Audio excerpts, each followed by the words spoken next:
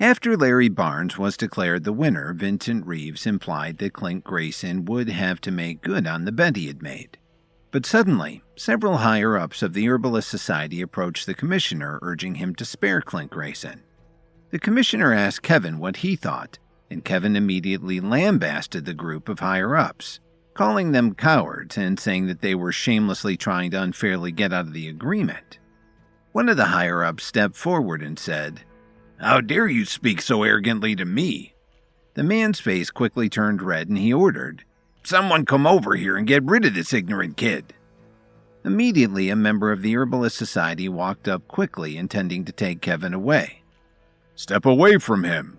If anyone dares to touch a hair on Kevin's head today, I assure you, things will not end well for you," Vincent Reeves stated with a little emotion. Although his tone was very relaxed, the several men who had just jogged up did not dare to move an inch. The coldness emitted from Vincent Reeves's body made everyone on the platform's face change immediately. The commissioner turned back to the higher-up in front of him and said, "You are really bold. How dare you order the attack of one of my people right in front of me?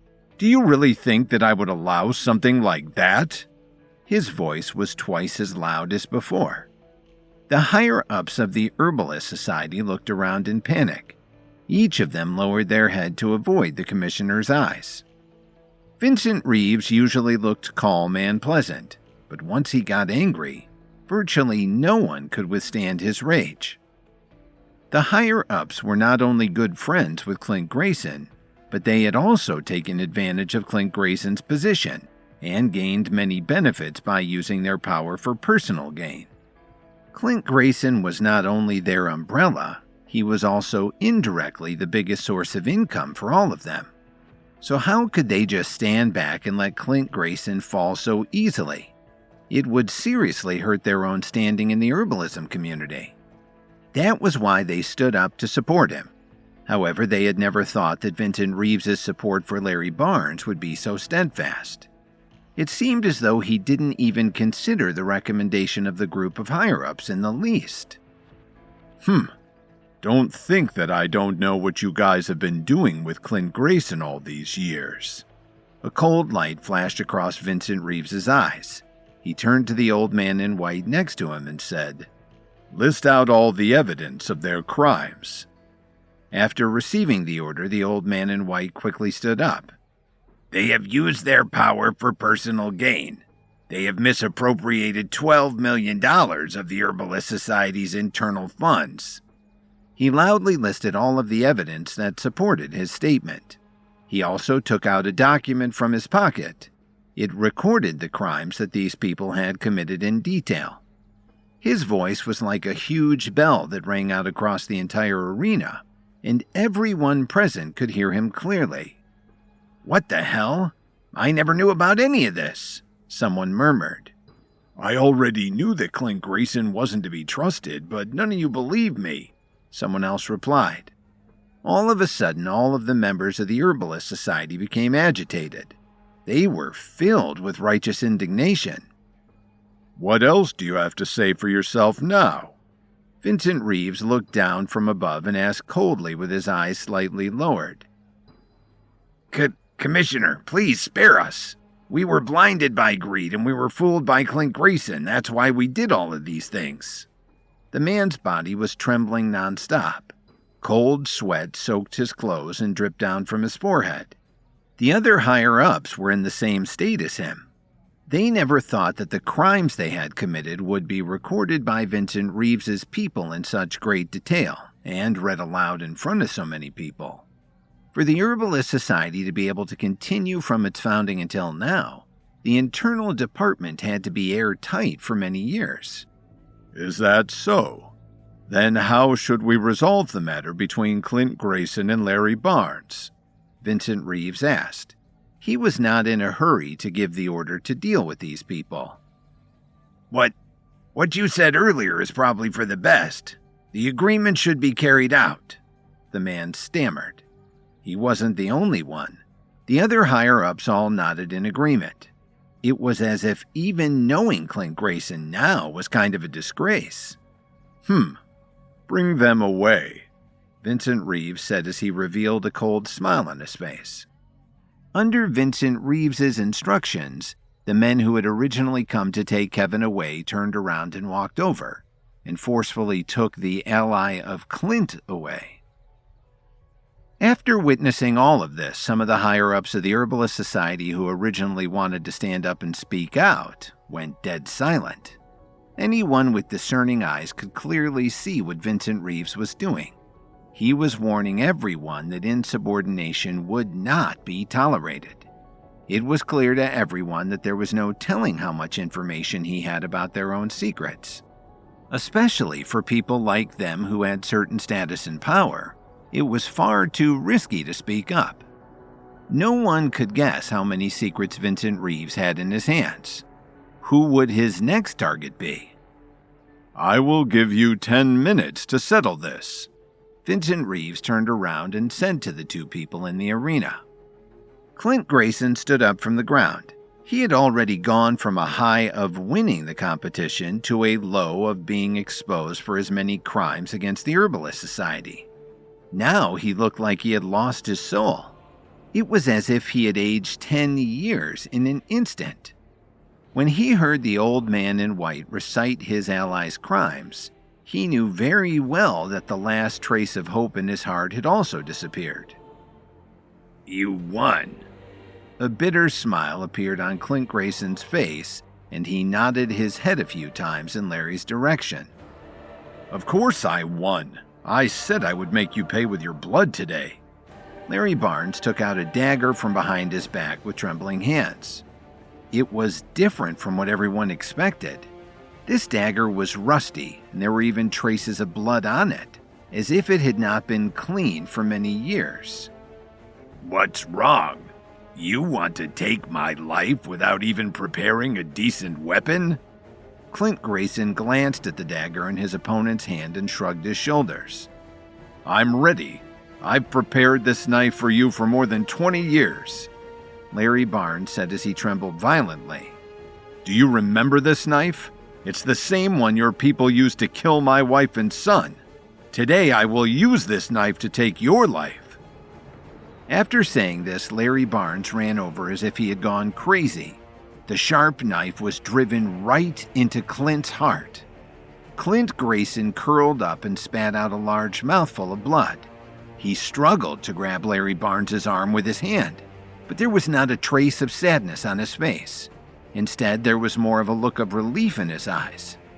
Clint Grayson held Larry Barnes' arm tightly and spoke with a choking voice. This is finally the moment. I have been hiding for 20 years, but I still can't escape. But there is something I must tell you. I wasn't the one who plotted against you back then. The one who killed your wife and son wasn't me either." "What did you say?" Larry Barnes was dumbfounded. "No, you're lying to me." Do you think I need to lie to you now?" Clint Grayson could not hold on any longer. He closed his eyes and fell to the ground. Looking at the corpse in front of him, Larry Barnes was stunned. Kevin didn't know what to think. He simply turned and followed Scott Whitney silently, and then the two of them came to a chamber that looked similar to a meeting room. 4 men were sitting in chairs with their eyes closed as if they were meditating. When the metal door closed behind Kevin and Scott Whitney, the 4 men opened their eyes. They gazed past Scott Whitney and looked at Kevin from head to toe. "This is Kevin Williams?" an old man suddenly asked with a proud tone. "That's right. He is the one who provided the Power Pill formula. He can also be considered one of the Reaper Squad's people." Scott Whitney found a seat and sat down. "I heard that you have caused quite a commotion in Washington and here in Herbalist City, but it seems as though there's nothing particularly extraordinary about you," another old man said. "Although Kevin looks ordinary on the surface, he has many rare characteristics," Scott Whitney said with a slight frown. "Oh, does he have 3 heads and 6 arms?" one of the old men sniffed and said. Don't think that just because he provided a pill he can be arrogant in front of us. Young people need to know their place." The atmosphere in the room quickly became very quiet. "Haha, what a grand statement." Kevin's face revealed a bitter smile. "Now that I have the pill formula in my hand, I feel that it is insignificant.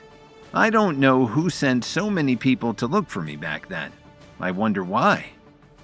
"What do you mean, kid?" An old man slapped the armrest with force and stood up from the chair, speaking with a stern voice. "What I mean is very obvious. Besides, what I said is an undeniable fact. Could it be that the Reaper Squad, which is a big organization, wouldn't admit what I have done?" Kevin spread his hands and said without fear, "How dare you? You are really arrogant." The man opened his mouth and roared with anger. A burst of spiritual energy was suddenly released, and even Kevin realized that perhaps he had underestimated the lengths his enemies would go to get their hands on him, and his formulas. As Larry Barnes made good on the bet with Clint Grayson and plunged his knife deep into his chest, Clint Grayson looked at him with relief and told him that he was not the one who had ordered the death of his wife and son. Meanwhile, Scott Whitney led Kevin out of the arena and into what looked like a meeting room, where 4 higher-ups questioned Kevin and noted his supposed lack of skills, which had Kevin challenging them. Suddenly, a higher-up released a powerful burst of spiritual energy. In an instant, Kevin was wrapped within the spiritual energy force. Kevin was in shock by how powerful it was, but he struggled to keep his face from showing his surprise. The man, whose name was Mark Yates, suddenly frowned slightly. A look of surprise flashed across his eyes as he looked at Kevin. Few people were able to withstand this amount of pressure without a lot of preparation. Yates's wide-open eyes were filled with disdain. In just an instant, the pressure that was released increased once again. It descended on Kevin's body as if there was a mountain pressing down on his shoulders. A cold light flashed across Kevin's eyes. The spiritual energy in his own body began circulating rapidly. "I knew that there were many experts in the Reaper Squad, but I didn't expect that there were also some who were so self-confident." The smile on Kevin's face quickly disappeared. Although he didn't need to be afraid of someone with this amount of strength given his own current strength, he was still surprised to find himself in a battle. "Kevin, don't speak nonsense," Scott Whitney reminded him with a serious expression. "These are some of the higher-ups in the Reaper Squad. If that's the case, they should also have the disposition of people of their standing and not try to bully people beneath them." Kevin crossed his arms in front of his chest and straightened his back. A strange smile appeared on the face of Mark Yates as he clenched his right hand into a fist. You have come to my territory. So what if I want to bully the weak below me? Break through my pressure if you have the ability. Let's see how long you can last." The pressure increased once again.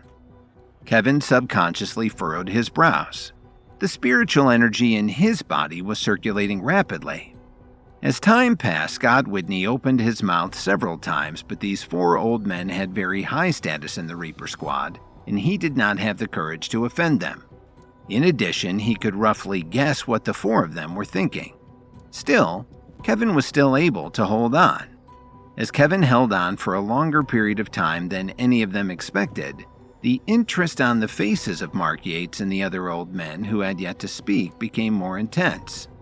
"Kid, I would really like to see how long you can hold on now," Mark Yates said as the pressure rose even more.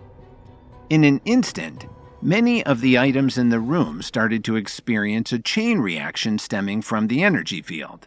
The coffee cup on the table suddenly exploded, and fragments started to fly everywhere. Water droplets were quickly compressed into gas. Kevin also let out a muffled groan. Sweat began to seep from Kevin's forehead.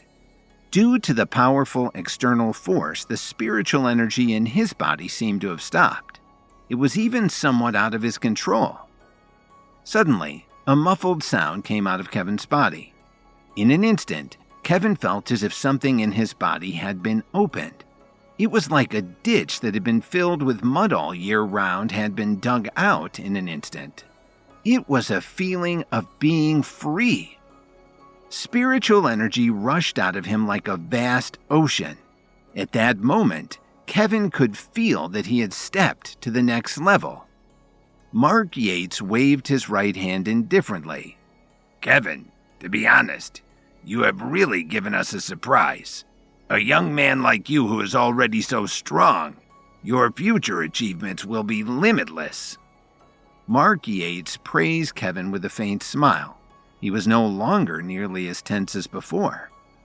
One of the men who had not spoken the entire time suddenly asked, Kid, I heard that you refined a few truly stunning pills in the Herbalist Society's competition. Does that mean that you don't only have a power pill formula in your hands? I wonder what the Reaper Squad has to do with it. The pill formula is my personal property. I don't think there's any need to tell you exactly how much I know, is there? Kevin frowned even more tightly. Don't forget, Kevin, you are a member of the Reaper Squad. In the future, if you want to truly gain a foothold in Washington, D.C. and continue to grow here, you will need our help, the man said. There were some things that were not appropriate to say out loud, but they were all smart people. It was clear what he meant. Does this mean that I have to get some gifts for you guys or something? Kevin teased and asked back. There is no need for gifts. It just depends on what you are willing to say, he said solemnly and righteously. But the formula is mine. I can give it to whoever I want, and it should be my own choice, right? Kevin replied. Before the competition hosted by the Herbalist Society, he knew that his herbalism skills would attract the attention of some people when it became clear to the world, but he didn't expect that the Reaper Squad would also be so interested in pill formulas. Back then, you gave the formula of the power pill to Scott Whitney in exchange for us to send someone to protect your wife. Today you took the initiative to come to the Reaper Squad. Didn't you come here to seek help? The Kessler family could certainly be considered a major power in Washington, D.C. Don't tell me that you intend to take them on all by yourself, but instead, you want us to do things for you for free? He stroked his beard and his face was filled with pride. It was as if he was determined to take Kevin down. However, thinking about it, it made sense. This was the base camp of the Reaper Squad. Why would Kevin fight when he was alone? What you said is really shameless. Kevin's voice suddenly became several times louder. It turned out that the Reaper Squad had formed a good impression in Kevin's heart. After all, although it was only a business transaction back then, Scott Whitney had always treated him quite well. However, now the taste in his mouth had changed quite a bit. It was true that Kevin had used the power pill and the Reaper Squad as a transaction, but the one who had benefited in the end was not just him.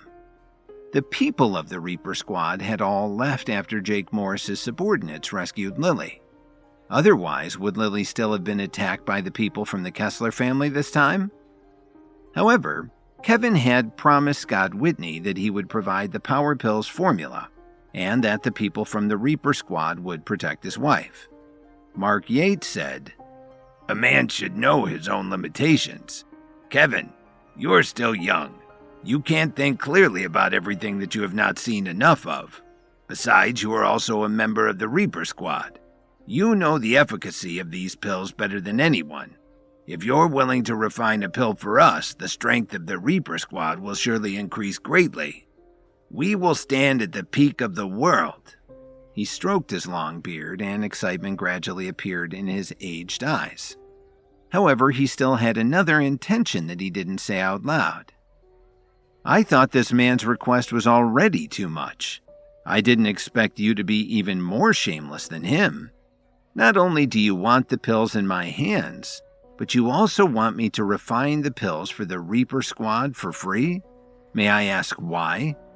Kevin's expression gradually became ugly.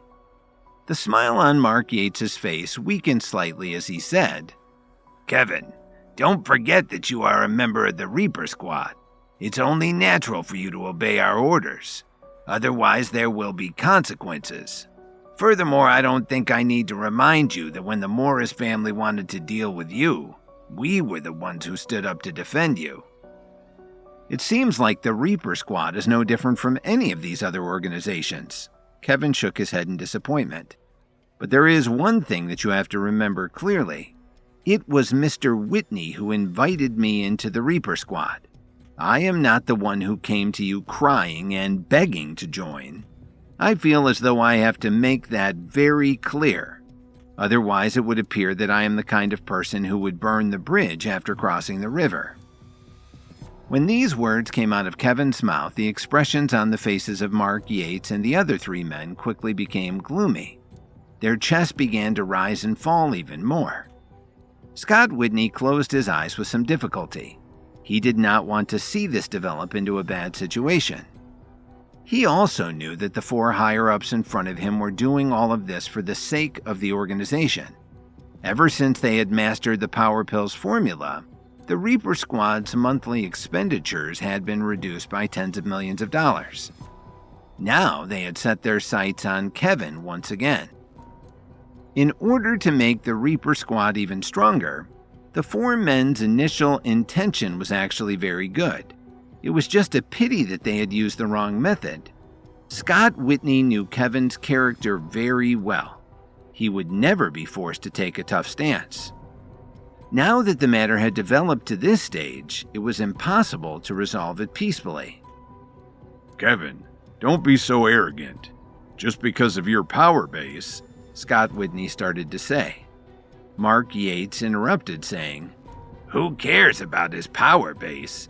How far can he really go with that?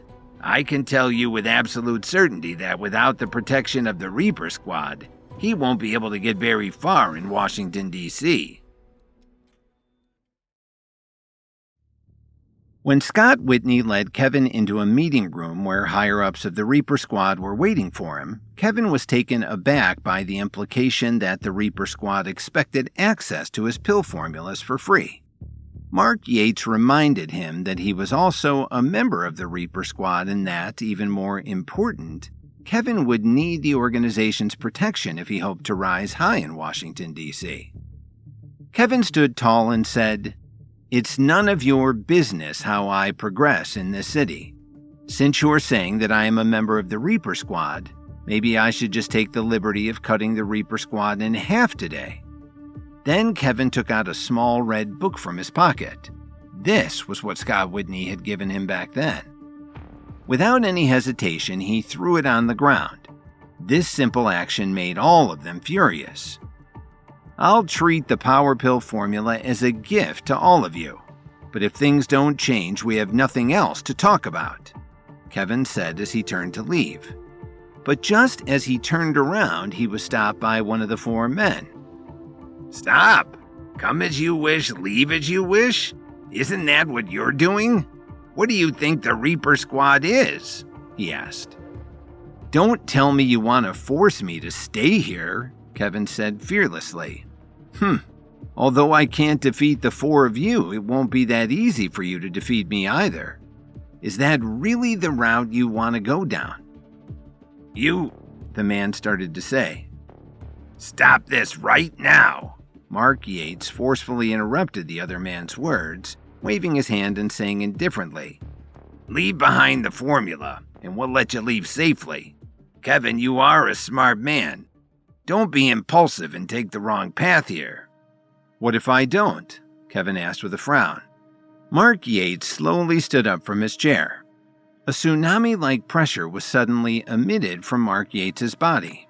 It was countless times stronger than what the other man had hit Kevin with when he first came into the room.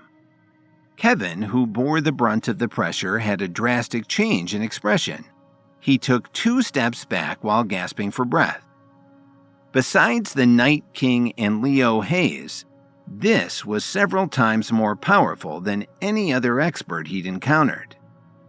If you don't hand over the pill formula, Do you really think that you will walk out of here in one piece? Mark Yates asked with a cold tone. His voice seemed to come from the depths of his soul.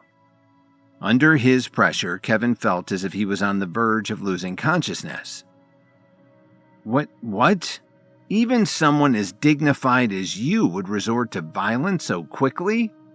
Kevin managed to stammer, his back covered in a cold sweat, as he tried his best to remain calm. You only have two choices right now. Either hand over the pill formula and walk out, or die here and be carried out. The spiritual energy fluctuations coming from Mark Yates' body were getting stronger and stronger. A blonde light was faintly visible coming from his body, and the powerful energy affected the air all around him, causing visible vibrations, and even loud pulsing sounds. The air could not even withstand the pressure, and it was rippling in sight of everyone present. Kevin took a deep breath. His current situation was beginning to look dire. The powerful pressure had completely suppressed his body. The spiritual energy within his body was making the final resistance for him. "If you want the pill formula, you'll have to kill me," Kevin muttered. He would rather die than submit. Hearing this, Mark Yates's brows knitted even more tightly. To him, killing Kevin wasn't difficult at all. But from the beginning, whether it was done by him or by any of the other men, there would be no good explanation for this. There were rules within the Reaper Squad. Even the four of them could not escape the consequences. Initially, Mark Yates only wanted to scare Kevin and force him to back down and listen to him. However, he didn't expect Kevin to be so stubborn. He didn't know what to do now, because he knew that he couldn't back down without looking weak. All of you stop. The old man, who had been silent all this time, slowly stood up from his chair. He kept looking at Kevin, and his eyes were full of admiration. What happened to you just now is their fault. I apologize to you on behalf of them, the old man said slowly as he gestured to the men sitting beside him. They are so powerful. Do they really need you to apologize on their behalf? Kevin said as he shifted his gaze to this man. What shocked Kevin the most was that he couldn't clearly sense the strength of this man. He knew how powerful Mark Yates was already, but this new man was a mystery. And yet this old man could represent him and the others, and with just one sentence he could make Mark Yates give up. This could only prove that his strength was at least as high as Mark Yates's, or perhaps even higher. Could there actually be such a rare expert in the Reaper Squad? Kevin finally understood what it truly meant to have someone stronger than him. This kind of expert was something he didn't even dare to think about before. However, at the same time, a trace of interest went through his mind. If such an expert really wanted to kill him... Kevin paused as he thought about what it meant to have someone want to murder him, but as he thought about it carefully, it made sense. The Reaper Squad could be used as a special department of the government. Since it had been established in Washington, D.C. over 100 years ago, it also had a storied history that demanded respect. Naturally, they had to have a foundation that belonged to them. Similar to the Herbalist Society, they were able to establish themselves over the course of so many years without being challenged by anyone. If the Reaper Squad didn't have considerable strength, how could it continue to grow in size and influence? Thinking of this, Kevin couldn't help but feel a little envious. No wonder it was an organization that had been around for so many years. They truly had some of the most powerful experts in the world. Thinking about the radiance that he had founded with the fame of the Power Pill, there were only a few people that were even close to being as strong as he was. Among them, the most powerful ones were Troy Evans and the others that he had taken with him from the Vanguard. Luckily, before Kevin came to Washington, he had the entire Radiance split up and go into hiding. He also ordered Troy Evans and the others not to act rashly and to avoid drawing attention to themselves. Otherwise, if they attracted the attention of the Reaper Squad or any other major powers, it would really be hard to clean up the deadly chaos that would be the result. Although Kevin had not been in Washington for a long time, his horizons had already increased by quite a bit. But comparatively speaking, Kevin now understood more clearly than ever that the strength in his hands was really insignificant in the eyes of some of the large organizations. You guys can leave now. I have something to say to Kevin alone. After saying this, the old man turned around and sat down in his chair. Mark Yates and the others only gave Kevin a deep look before nodding respectfully to him. Then they quickly left the room. As they walked out, they didn't forget to close the door. The man looked at Kevin with a faint smile on his face and pointed at the chair beside him. He gestured for Kevin to sit down.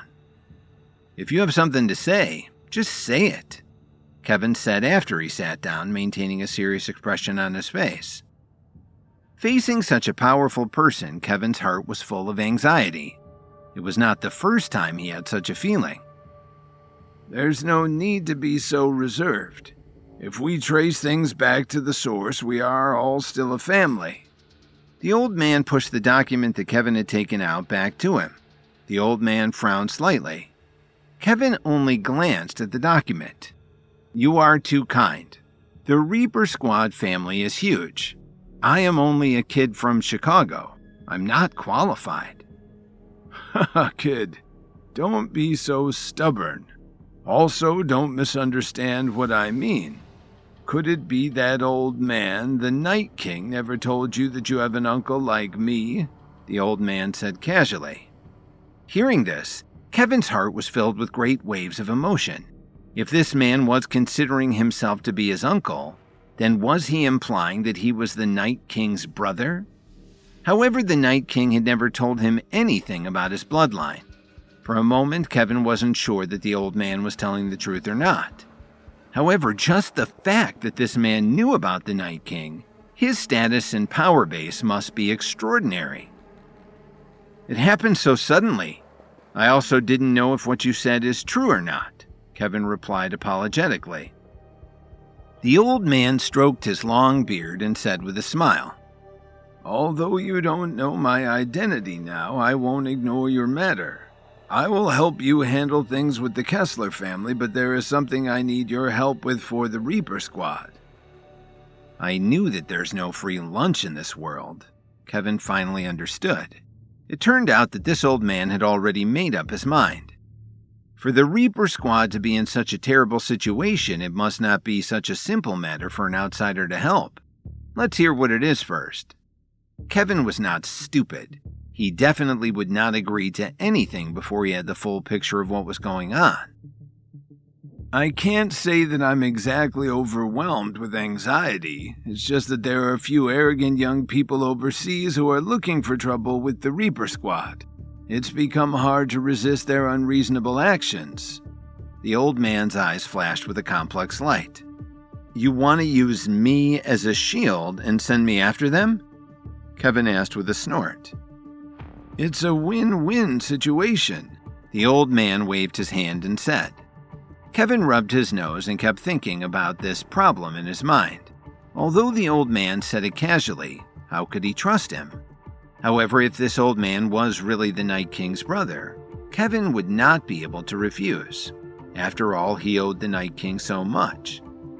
After thinking about it for a long moment, Kevin felt that he had really found himself in quite a dilemma. It would be hard to stay on the right path of the Reaper Squad if this man succeeded in using Kevin as a pawn. The old man from the Reaper Squad offered to help Kevin handle his conflict with the Kessler family in exchange for helping him and the Reaper Squad. He alluded to a threat coming from overseas and his desire to send Kevin to thwart them. Kevin mulled it over and had some hesitation, but he knew that if this man truly was the Night King's brother, it would be very difficult for him to refuse his wishes. The old man leaned forward and said unhurriedly, "If you can help me with this, then I can promise you, from now on, I and everyone else in the Reaper Squad will be fully responsible for any problems that arise for you or your family. In addition, we will help you develop here in Washington, D.C. and rise to heights you never thought possible. The first step would be sending you to our elite training compound. These conditions are indeed generous. It seems like I would have to be a fool to reject them. Kevin shrugged his shoulders slightly. Can you tell me your name? My name is Matthew Thames. When the old man said his name, a bright light seemed to flash in his eyes. Things progressed very quickly. Under special arrangements that were made by Matthew Thames, Kevin arrived at the Reaper Squad's training compound. The facility was much bigger than he had imagined. There was a massive training field that was as big as a football field. At that moment, the surrounding audience seats were filled with people. In the middle of the field was an arrogant young man. He crossed his arms in front of his chest and said, as 5 other people from the Reaper Squad were on the ground around him, "It's such a waste for us to come all the way here." The blonde-haired man raised his head and spoke loudly. When the surrounding crowd heard him, waves of righteous indignation rang out. Even those who looked like the higher-ups of the Reaper Squad clenched their fists tightly, and their faces flushed red. Some of these people are really too arrogant. Samantha Gaines gritted her teeth and said as she stood beside Kevin. Samantha was a member of the Reaper Squad. Under Matthew Thames's arrangement, Kevin had officially become a member of the Reaper Squad as well. Therefore, Scott Whitney had arranged for her to lead Kevin around so that he could familiarize himself with the compound. It's just a training session. What's there to be angry about? If the people lying on the ground right now were the enemy, no one would be complaining. Kevin was not very angry. Instead, he stood relatively casually and commented on the scene in front of him. However, just as he finished speaking, the surrounding people who heard him all looked over. Their eyes were filled with hatred as they looked at him. Who the hell are you? You really think you have the rights to tell us how the Reaper Squad should operate? One of them said. "Get the hell out of here," another shouted. All kinds of insults could be heard all around him. But to Kevin, these insults didn't affect him even a little bit. At the moment, the blonde-haired man spoke again. "Hey, people of the Reaper Squad, let me ask you, are there any of you who are actually capable of putting up a decent fight? If there isn't such a person, we'll have to go. This entire country has really disappointed me. All of you are so weak." This portion of the training regimen was a martial arts competition. However, the aggressive tone of this man elevated the simple martial arts competition to something of a personal attack. At that moment, many of the young people of the Reaper Squad could not hold it in anymore. Many of them jumped up from the audience stands and onto the training field. "Why are the people from the Reaper Squad so petty?" The blonde-haired man in the lead looked around and said disdainfully in a slight accent, "If you can't afford to play, just say so. Now you're going to come forward with numbers just because you can't win head-to-head? Don't think that we're afraid just because you have more people. Let's see who's stronger today." Kevin, who was watching all of this unfold from the audience, slightly narrowed his eyes and sighed. He slowly shook his head.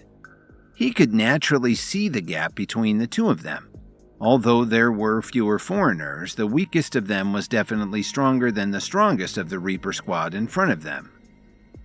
Why are you shaking your head? Are you worried that even with so many of us here, we won't be able to get our revenge? Samantha Gaines clenched her fists and said coldly. Seeing how Samantha clearly wished she could go up and confront the blonde-haired man herself, the corner of Kevin's mouth couldn't help but twitch a little. The reason why I shook my head is very simple. These few people are much stronger than you guys. It's simply not a gap that can be closed with numbers alone. Kevin crossed his arms in front of his chest. He ignored the fierce gazes around him. What did you say? But there are so many of us. Samantha refuted somewhat unwillingly. There were indeed a lot of members of the Reaper Squad present. There were close to 50 or 60 of them. Due to the blonde-haired man's mockery earlier, the referee standing off to the side also tilted his head slightly, silently indicating to everyone that they could do whatever they wanted and he would look the other way. Although it was a bit unfair to win with such numbers, what else could they do? It's just because Jeremy and the others aren't here. Otherwise, how could these people still have a chance to be so arrogant? Samantha waved her fist as she spoke indignantly. Jeremy? Kevin raised his brows slightly and asked, Who is he? Jeremy Olsen. He's the top-ranked expert of the Reaper Squad's younger generation. Samantha proudly raised her chin as she spoke. Immediately after she finished speaking, Kevin saw that the blonde-haired man and a few others from his country had already made a move. Facing dozens of people, they were not afraid at all and chose to attack first. In an instant, a blood-curdling scream sounded out in the arena. The dozens of Reaper Squad members were unable to withstand their attacks and fell to the ground one after another. When the last Reaper Squad member fell to the ground, it was as if the entire arena was silent enough to hear a pin drop. The blonde-haired man stepped on the chest of a Reaper Squad man and said in a loud voice, I have often heard that the Reaper Squad's martial arts practice has a long and storied history. Today I see that it's only so-so. I think that your Reaper Squad should not participate in the upcoming international competition. Otherwise, I'm afraid that it will only end in embarrassment for you. Such sarcastic words caused everyone's faces to turn red. However, at that moment, no one dared to refute him.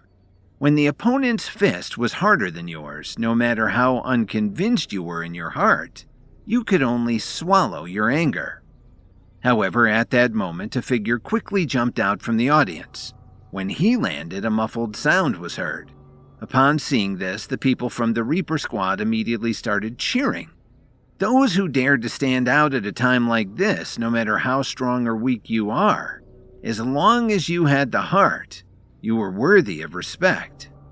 But very quickly, the people from the Reaper Squad realized that something was not right. The person who stepped forward was the very same Kevin Williams who they had previously insulted. So there is still someone who dares to come forward?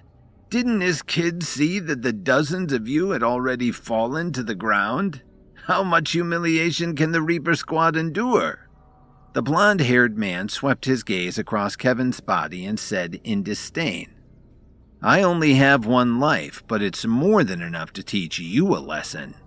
Kevin narrowed his eyes and said with a cold expression, Initially, he only wanted to come to watch the show. After all, the promise between him and Matthew Thames didn't require him to take action, at least not yet. However, he didn't expect that the young generation of the Reaper Squad would be so weak that it would make these few outsiders feel so arrogant. Kid, what did you say? The blonde-haired man was instantly enraged. His right wrist moved slightly. He skillfully spun the weapon in his hand several times before catching it again. He forcefully waved his weapon and said, Since you are standing on this stage, life and death are up to you. I will give you time to choose your weapon. We are not like you Reaper Squad members who try to bully their opponents with numbers and not skills. I don't even need to use my sword to teach you a lesson.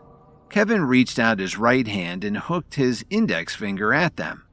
Then he clenched his right hand and stuck up his middle finger. Seeing this, the crowd immediately became lively. Many people began to discuss this amongst themselves. Damn, this kid is arrogant, one of them commented. Although he is worthy of praise for standing up for the Reaper Squad, this is just reckless, isn't it? Another asked. Most of the young generation of the Reaper Squad felt that Kevin's actions were far too bold. Kid, you will have to pay a painful price for your actions. The blonde-haired man waved the sharp blade in his hand and moved forward. Like a cannonball, he threw himself at Kevin. His speed was so fast that it left onlookers speechless. In less than a second, the man had arrived in front of Kevin. 2 piercingly swift sword swings came at Kevin's head and chest. Seeing this scene unfold, some of the surrounding people from the Reaper squad couldn't help but close their eyes. Some turned their heads to the side, not wanting to see Kevin's inevitably bloody demise. But in the next second, something shocking happened. A pale blue light was emitted from Kevin's body. It protected his body through a full 360 degrees without any blind spots, causing the blonde-haired man's sword to seemingly get stuck in midair. You should go back and study for a few more years before coming out to embarrass yourself. Kevin shook his head in disdain. He raised his right hand and flicked his finger. In the next moment, a visible wave of air exploded between Kevin and the blonde-haired man. The blonde-haired man let out a muffled groan and flew backward like a rag doll. He fell heavily to the ground and spit up blood. He stood up again and said, "Kid, I'll make you pay with your blood today." The blonde-haired man spread his hands apart and let out a sharp cry. His palms were blood red. "Oh, it's no wonder you dare to be so arrogant," Kevin said as his expression gradually became serious. Kevin could naturally tell that this man was the one with the highest power base among the 5 Reaper squad opponents.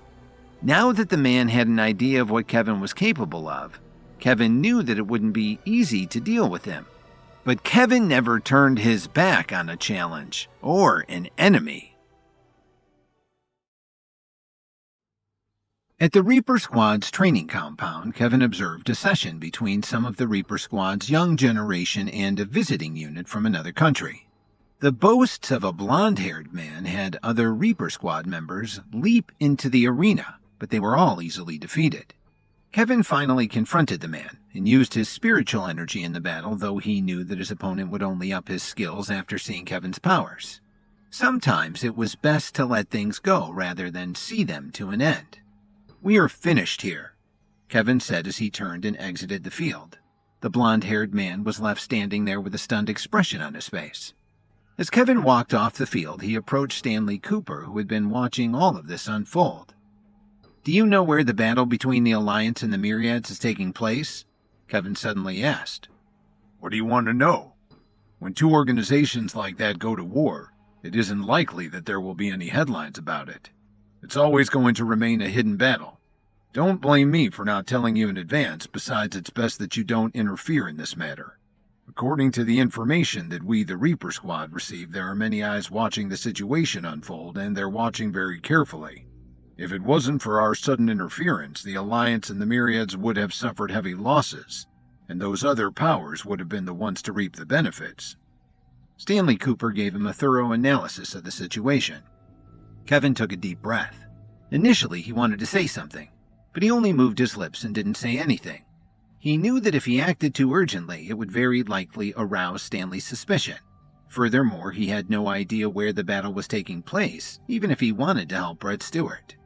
Actually, the most important thing running through his mind was that Kevin had no idea who he should help in the first place. As he thought about all of this, Kevin slowly turned to leave. "Oh, right, Kevin. Before I came out here, Matthew Thames told me something. In order to thank you for helping the Reaper Squad, we will also give you some help regarding the matter of the Kessler family," Stanley Cooper said with a smile. "What kind of help?" Kevin frowned and asked in confusion. "Just follow me."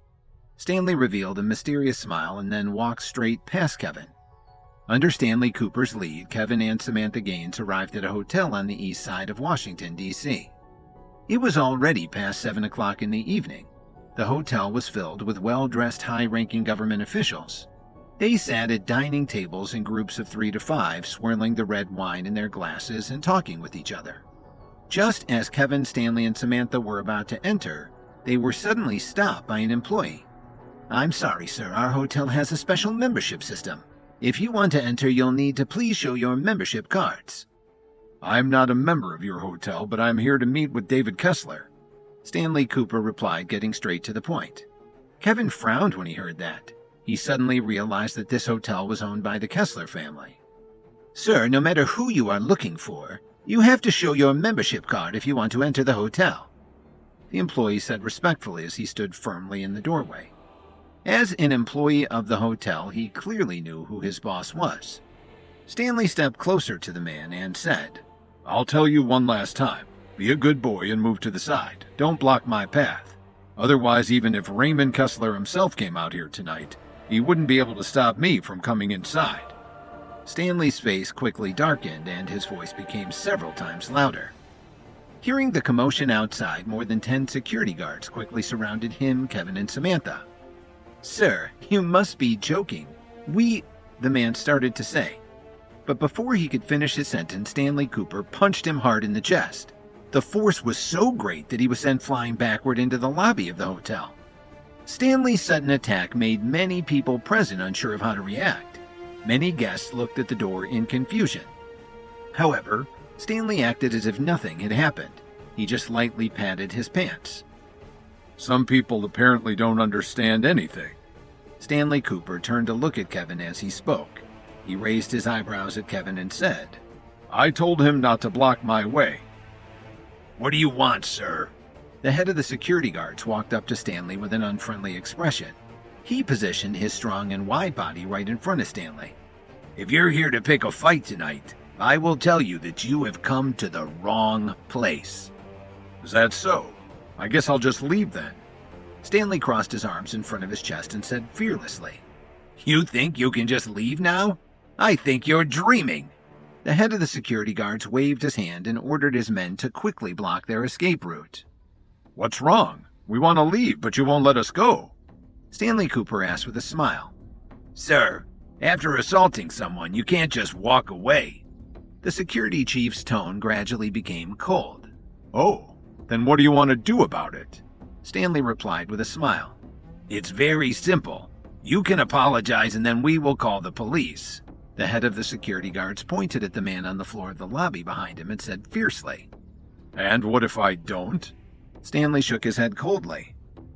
"If you can't do it, then don't blame me for what happens to you next," the head of the security guards said in a cold tone. What a tough guy. Is this a hotel or not? Kevin, who had been silent the whole time, suddenly asked loudly. The head of the security guards looked at Kevin with disdain and shouted coldly, "Kid, I'm not afraid of you. Don't think you can do whatever you want here. This hotel is the property of the Kessler family. Do you understand what I'm telling you? You do not want to mess with them." Is the Kessler family really that powerful? Kevin stared coldly at the head of the security guards. He finally understood why Stanley Cooper brought him here. He was here to cause trouble. Kevin's voice was very loud and attracted the attention of even more people. The Kessler family was well known throughout Washington for its power and its ruthlessness.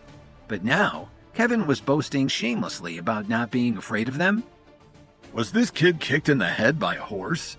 He has never heard of the Kessler family?" someone said. "This guy looks familiar, but I can't remember where I've seen him before. He definitely looks like he doesn't know what he's up against, though," another person commented. For a moment, the surrounding hotel guests talked animatedly as they tried to guess Kevin's identity. The head of the security guards also stared at Kevin with a frown, not knowing who he was or why he was willing to be so bold. Still, he knew that there was no shortage of privileged young rich people in Washington. The Kessler family was powerful, but based on how this kid was acting, he couldn't be sure that his family background wasn't even loftier. If something really bad happened tonight, he was only the head of security at one of the Kessler family's many hotels.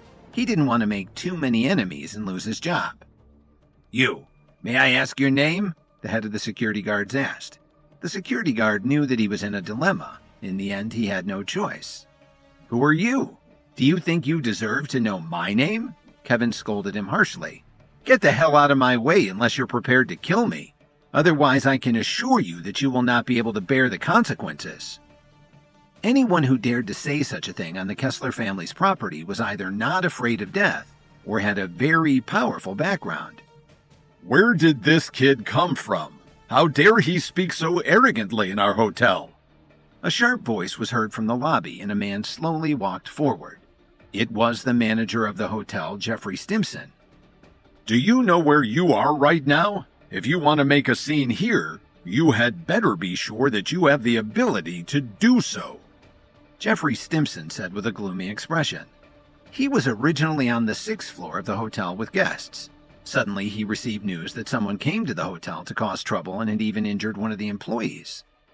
Jeffrey immediately came down to see what was going on.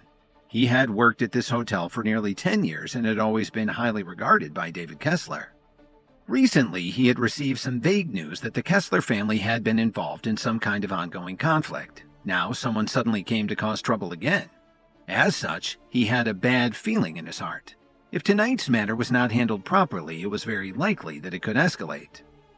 As expected of a dog of the Kessler family, even the tone of his voice is exactly the same, Kevin said as he sized up Jeffrey Stimson and added, "It's a pity because we are here to see your boss tonight, not to hear his dog barking. Call David Kessler out here immediately."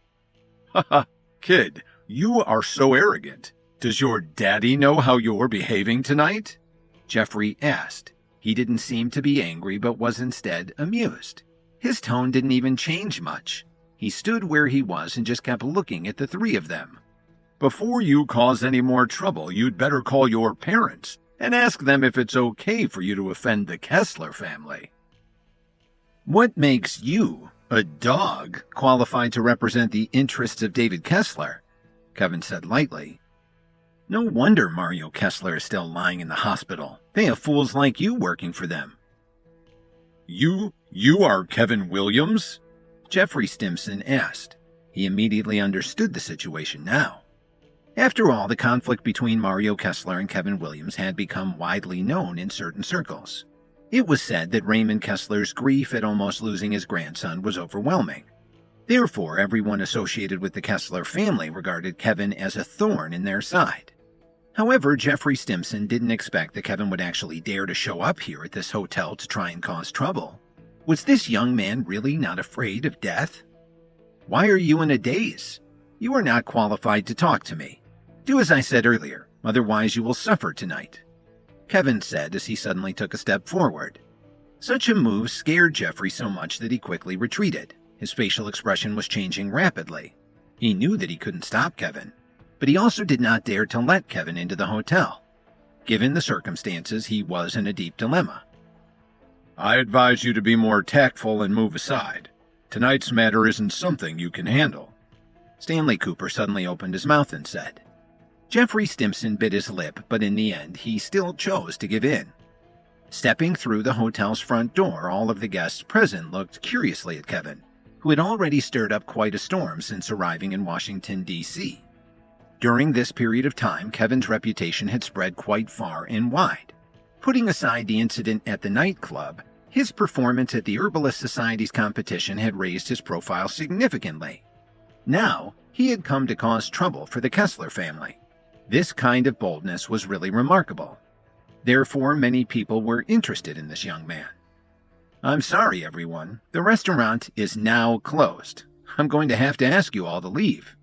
Kevin extended his right hand and pointed at the door, making an inviting gesture. What? What do you mean? Our hotel is open for business. Is there any reason to force customers to leave? Jeffrey Stimson asked in shock. His tolerance also had a limit. Letting Kevin and the other two enter the hotel was already a major concession. Don't push your luck, he added, pointing at Kevin's chest. Before Jeffrey could say anything else, Stanley Cooper stepped in front of him. The smile on Stanley's face suddenly disappeared. He shouted in a stern voice, The Reaper Squad is working. Everyone else should leave immediately. Everyone's face changed as soon as he said this. Some of their face turned ghostly pale. They all stood up from their seats and quickly left. In less than 2 minutes, the busy restaurant on the ground floor of the hotel became completely empty. The waiters hid off to the side, trembling in fear. The words Reaper Squad were all anyone needed to hear to have a sudden and great fear for their safety. Everyone in Washington, from government officials to ordinary citizens, had heard of it and knew what the organization was capable of. Can we have a proper discussion now? Stanley Cooper casually pulled a chair over and sat down. Sir, according to what I know, this is highly unusual behavior for the Reaper Squad. Is what you are doing today against the rules?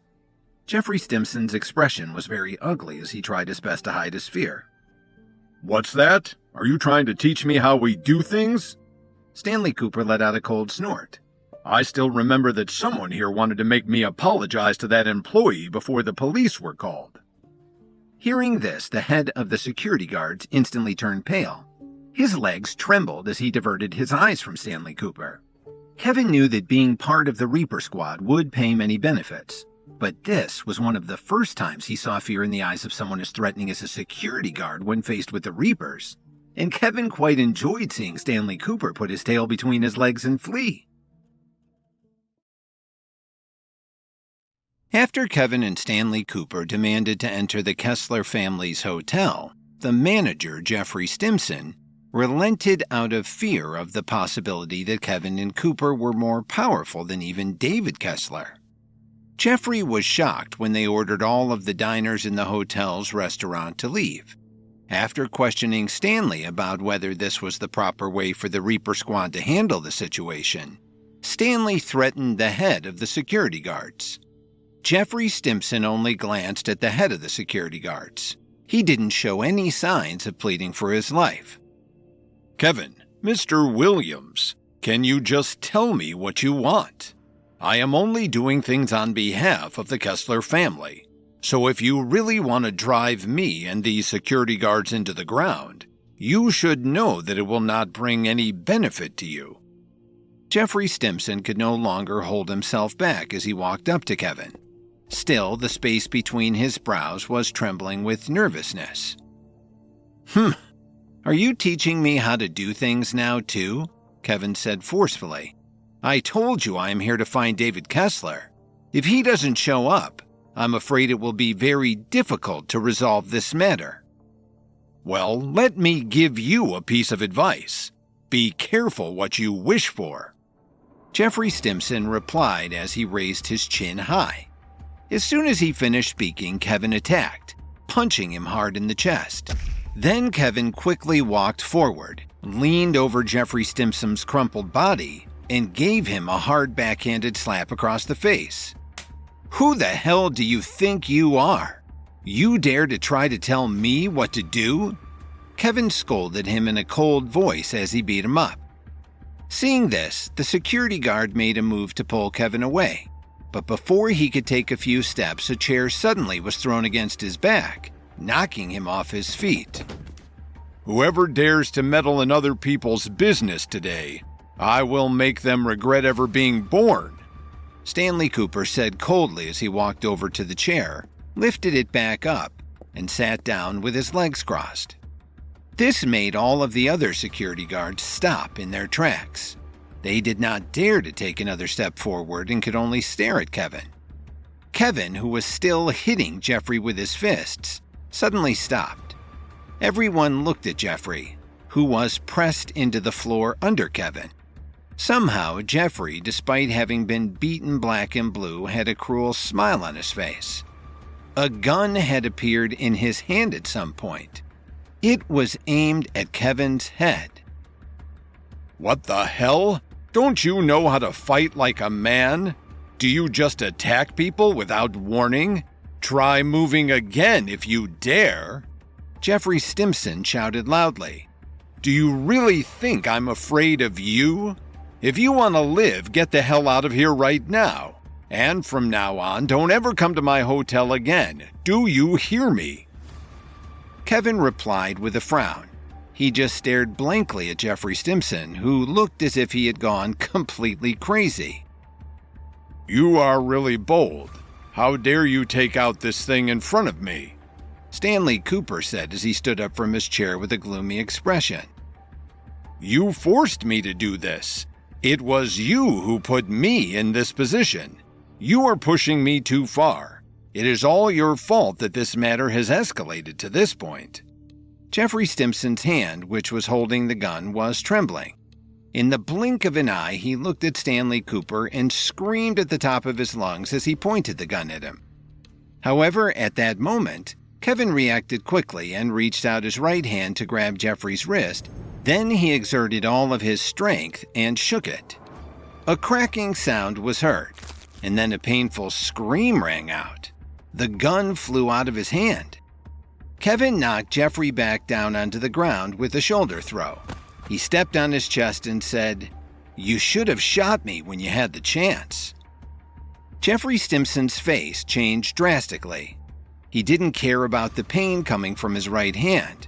He held Kevin's leg with both hands and begged loudly, "Mr. Williams, please, let me go. I'm just a lackey of the Kessler family. Even if you kill me, you don't have anything to gain."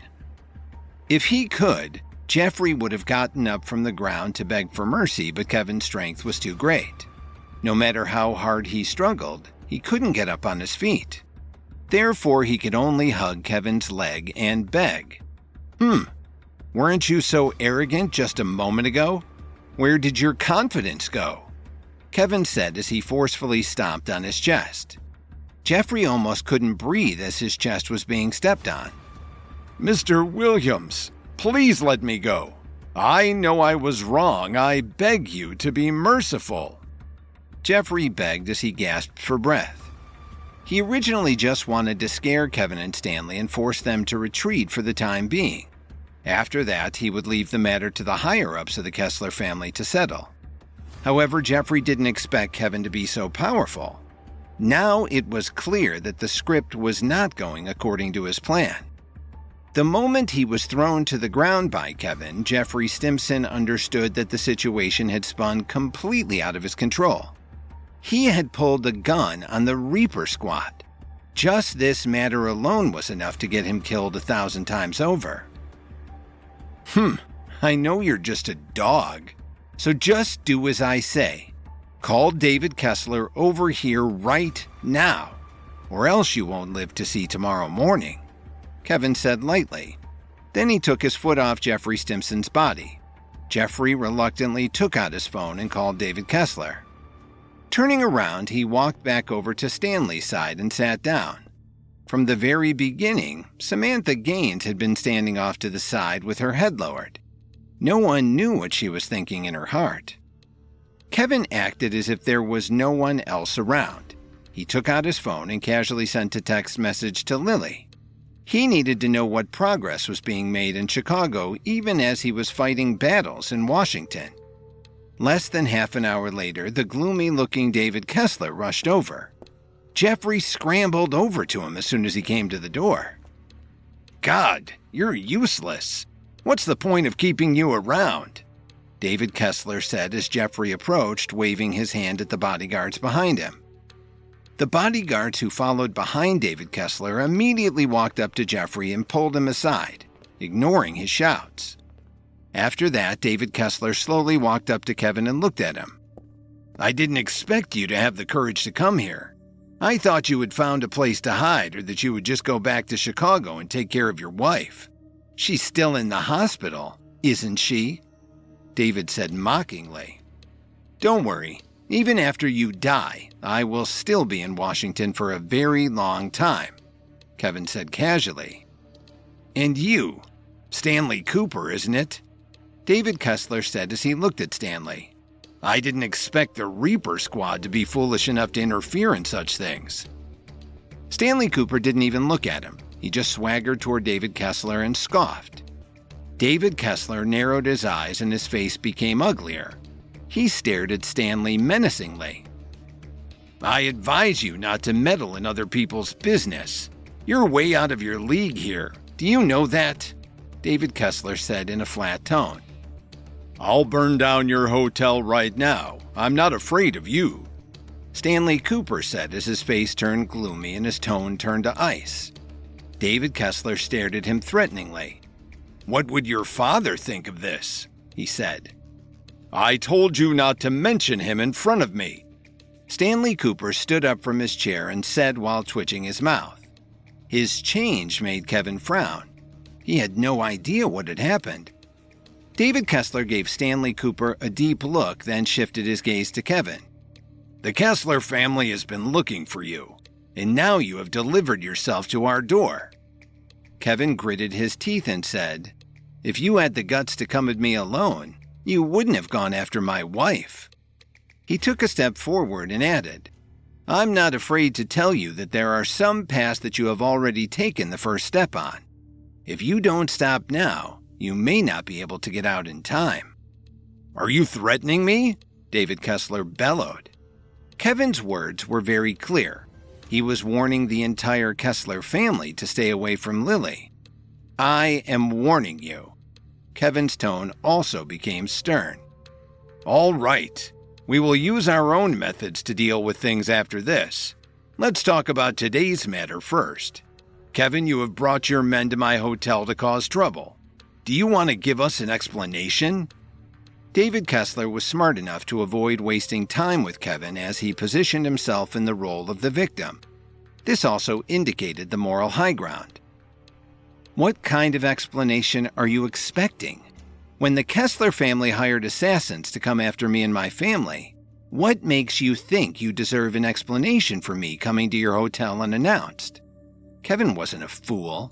He immediately retorted, "Your claims are useless. If you have the ability, show me the evidence that we did any of what you're accusing us of." On the surface, David Kessler was as steady as an old dog, but in reality, he was panicking. Previously, they had indeed reached an agreement with the secluded valley, but at that time, they had underestimated Kevin's strength.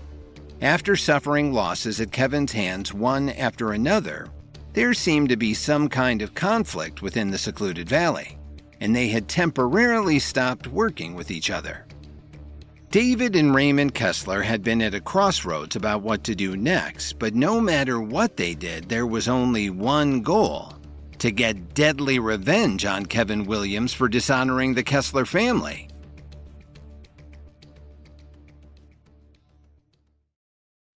Kevin punched Jeffrey Stimson until he called David Kessler to the hotel.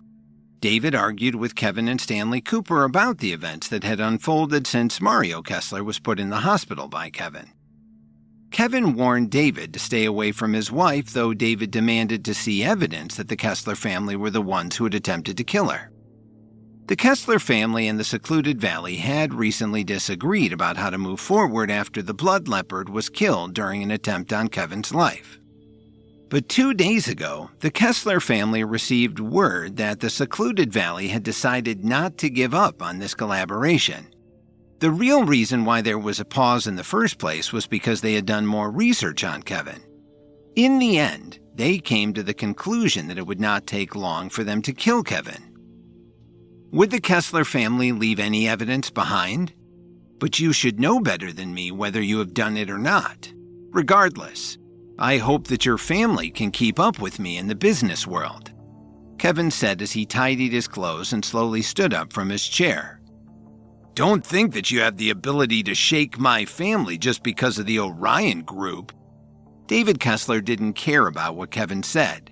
He stared at him coldly and said, "When it comes to the business world, I advise you to be more careful. It's better to keep a low profile. If you were too arrogant, you might lose everything all of a sudden." Both of them spoke very clearly. The warning between them was very strong. Kevin gave him a deep look. Just as he was about to turn around and leave, he was stopped by David Kessler. "You hurt my son. Now you think you can just walk away? That's not how things work in this world," David said. "Then what do you want?" Kevin turned around and asked him with a frown. "I want you to pay back your debt. This is perfectly reasonable, don't you think?" David Kessler pointed at the door and said, "Get out now, then come back in on your knees. This matter will not be finished in the way you expected." "And what if I don't?" Kevin frowned and asked coldly. "Then don't blame me for what happens next." David Kessler took out a cigarette and lit it. "Kevin, I know you are good at fighting, and I know I'm just an ordinary person. According to the law, you cannot attack me. Don't tell me you want to fight." What David said was correct. Everything had to be done the right way. Moreover, this was Washington, D.C., not Chicago. The Kessler family was deeply rooted in this place. If this matter really got out of hand, Kevin would definitely be at a disadvantage. However, if he really did what David Kessler said, Kevin would not be able to raise his head in Washington ever again. his chances of rising to power here would be finished. Stanley Cooper wouldn't be able to help much. Although he wasn't afraid of the Kessler family, he knew that he was not on David Kessler's level. Just as Kevin found himself in this dilemma, a voice suddenly sounded from the door. Asking someone to apologize on their knees? Oh, David Kessler is such a tough guy. Everyone in the room turned their heads to look at the source of the voice. Jake Morris slowly walked in with a smile on his face. He looked at David Kessler and his bodyguards with a look of disdain. Jake Morris? David Kessler's facial expression turned extremely sour. Jake was perhaps more famous than anyone in Washington, D.C. Moreover, the big incident that happened that night with Mario Kessler was arguably all because of him.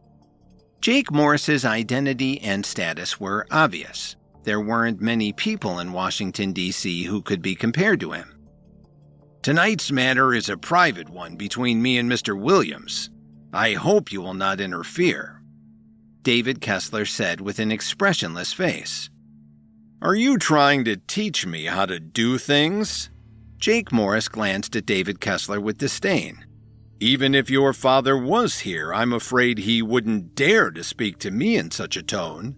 What kind of trash are you? Do you think you deserve to stand in front of me and talk to me like I owe you a shred of respect? The bodyguard standing behind David Kessler couldn't help but suck in a breath of cold air when they heard what Jake said. Only Jake Morris would dare to say such a thing. David Kessler was, without a doubt, one of the most powerful people in D.C. How many people would dare to say half of what Jake Morris had just said to him? David's facial expression became even uglier. Mr. Morris, I respect you. Don't you think you should at least take me a bit more seriously? It's not becoming of a man like you to speak like this. David Kessler gritted his teeth and said, But what if I don't put any respect on the Kessler family name at all? Jake Morris spread his hands and said with a sneer, Now, I will take Kevin and the others and leave. If you have the ability, you can try to keep us here. However, I can guarantee that your entire family will suffer if you try to do that. Jake Morris turned around and gave Kevin a look, then he slowly walked toward the door. More than 10 bodyguards wanted to stop him, but David Kessler did not say anything, so they didn't dare to move. Looking at Kevin's back, David Kessler clenched his fist tightly. His nails were digging into his flesh, but he still didn't feel anything. It was like the face of every single member of his family had been slapped right in front of him, and David Kessler couldn't fight back. 10 minutes later, a white sports car came to a stop on a street in downtown Washington. All right, get out of the car. We don't have a tail behind us, and the Kessler family wouldn't have the guts to follow us anyway, Jake Morris said. Although he said this to Kevin, he still glanced at Stanley Cooper, who was in the seat behind him, intentionally or unintentionally. The relationship between the Reaper Squad and the Morris family wasn't very friendly. For so many reasons, the two of them had unpleasant feelings towards each other. Thank you, Kevin said with a sincere voice. Stop pretending in front of me. Jake Morris was not fooled by Kevin's words. Instead, he waved his hand impatiently. Hurry up and finish your business. Why does everything have to be so urgent? Kevin asked with a frown. I don't know what kind of medicine that mad dog took, but he has been coming to me trying to start trouble all this time, Jake Morris said as he sighed slightly. The mad dog he was talking about was naturally Calvin Morris. The two of them had recently had a fierce fight with each other. 2 nights ago, the two of them had even fought in a restaurant in the city and several people had died. All right, I'm willing to help you solve that problem. If you need any help, just tell me, Kevin said.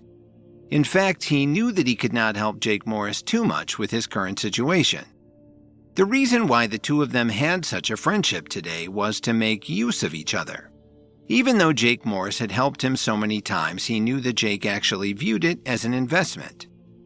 Later, when he needed to repay the favor, Kevin knew that he would not be able to refuse no matter what.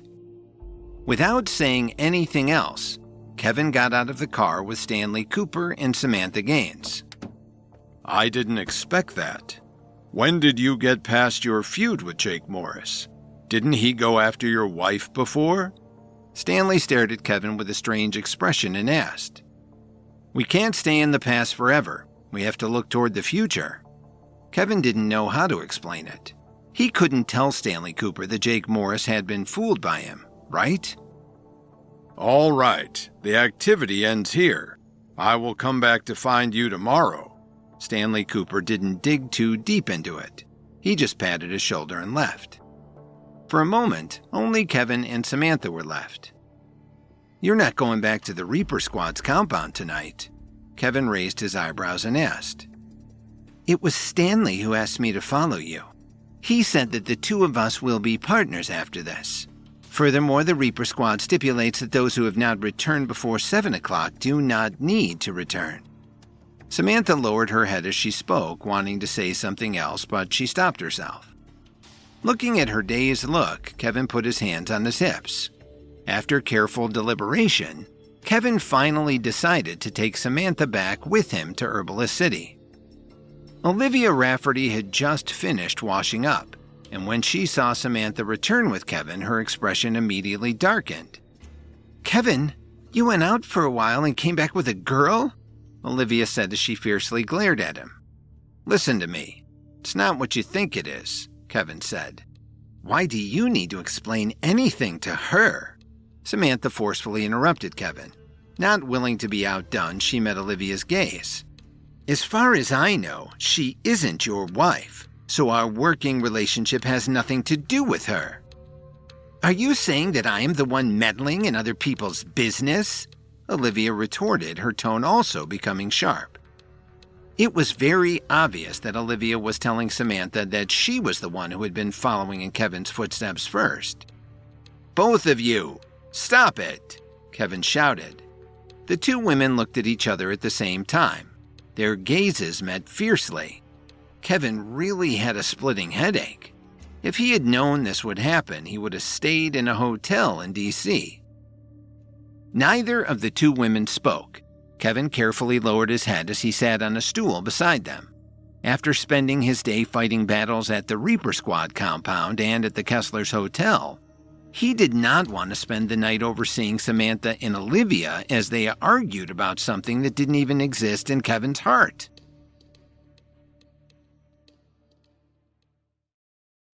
After Jake Morris had come to Kevin's defense at the Kessler family's hotel, he drove off with Kevin, Stanley Cooper, and Samantha Gaines. Once he was certain that the Kessler family wasn't following them, he let the three of them out of the car. Samantha told Kevin that she could not go back to the Reaper Squad's compound so late at night, so Kevin reluctantly invited her to come back to Herbalist City. When they arrived, she and Olivia Rafferty got into a heated argument. Obviously, Kevin wouldn't have a bed to sleep in that night, so he was chased out of the room by the two women. Kevin had no choice but to find a hammock along the lake at the center of the competitor's village, where he could get some much-needed rest. When Kevin woke up the next morning, his entire body was sore from sleeping in the hammock. His muscles were aching all over his body. As he headed back over to his room, the door had yet to be opened.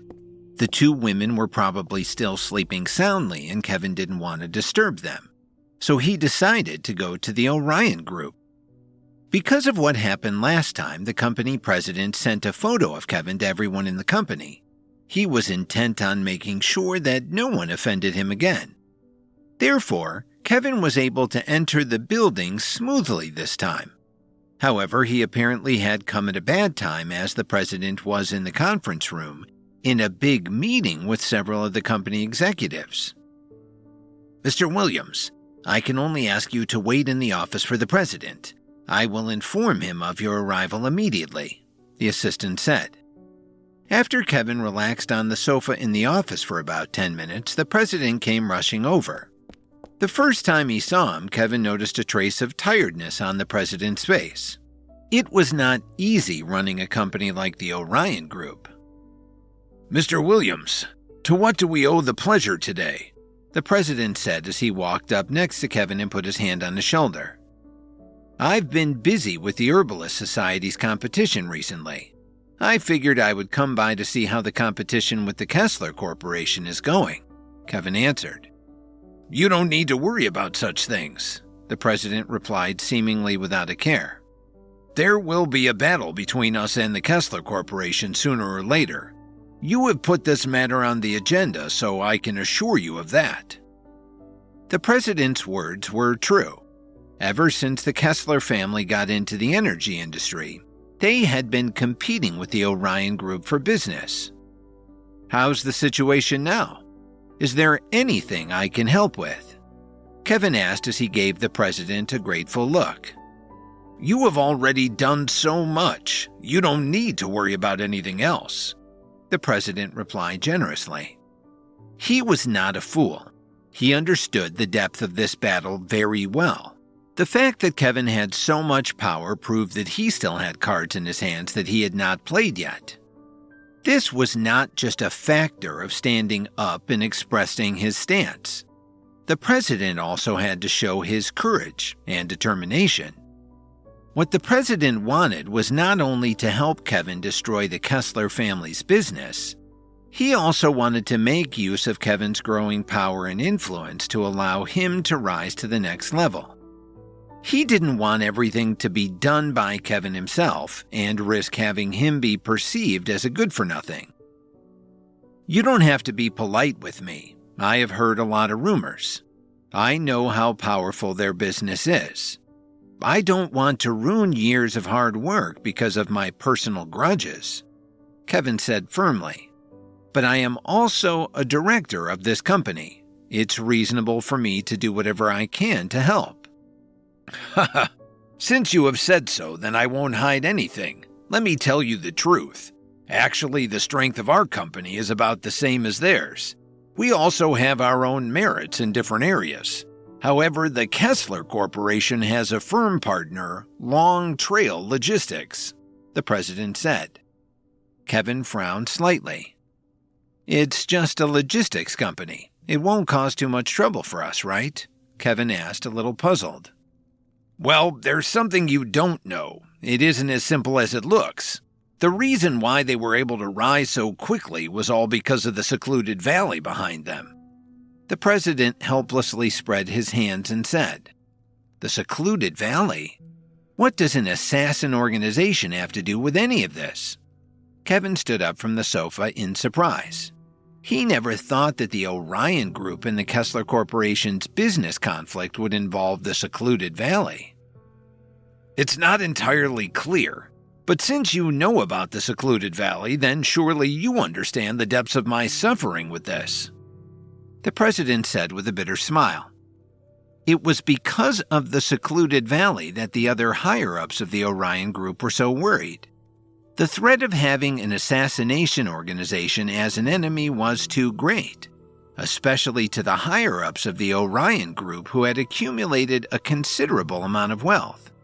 They were afraid of death, but they were even more afraid of losing everything they had and had worked for. Furthermore, they didn't have much of a substantial relationship with Kevin. They hadn't even seen him before. It was impossible for them to get behind an open war with the Kessler Corporation on behalf of Kevin, even if he was the second largest shareholder of the Orion Group. There was no such thing as loyalty on that scale in this world. Leave the matter of the secluded valley to me.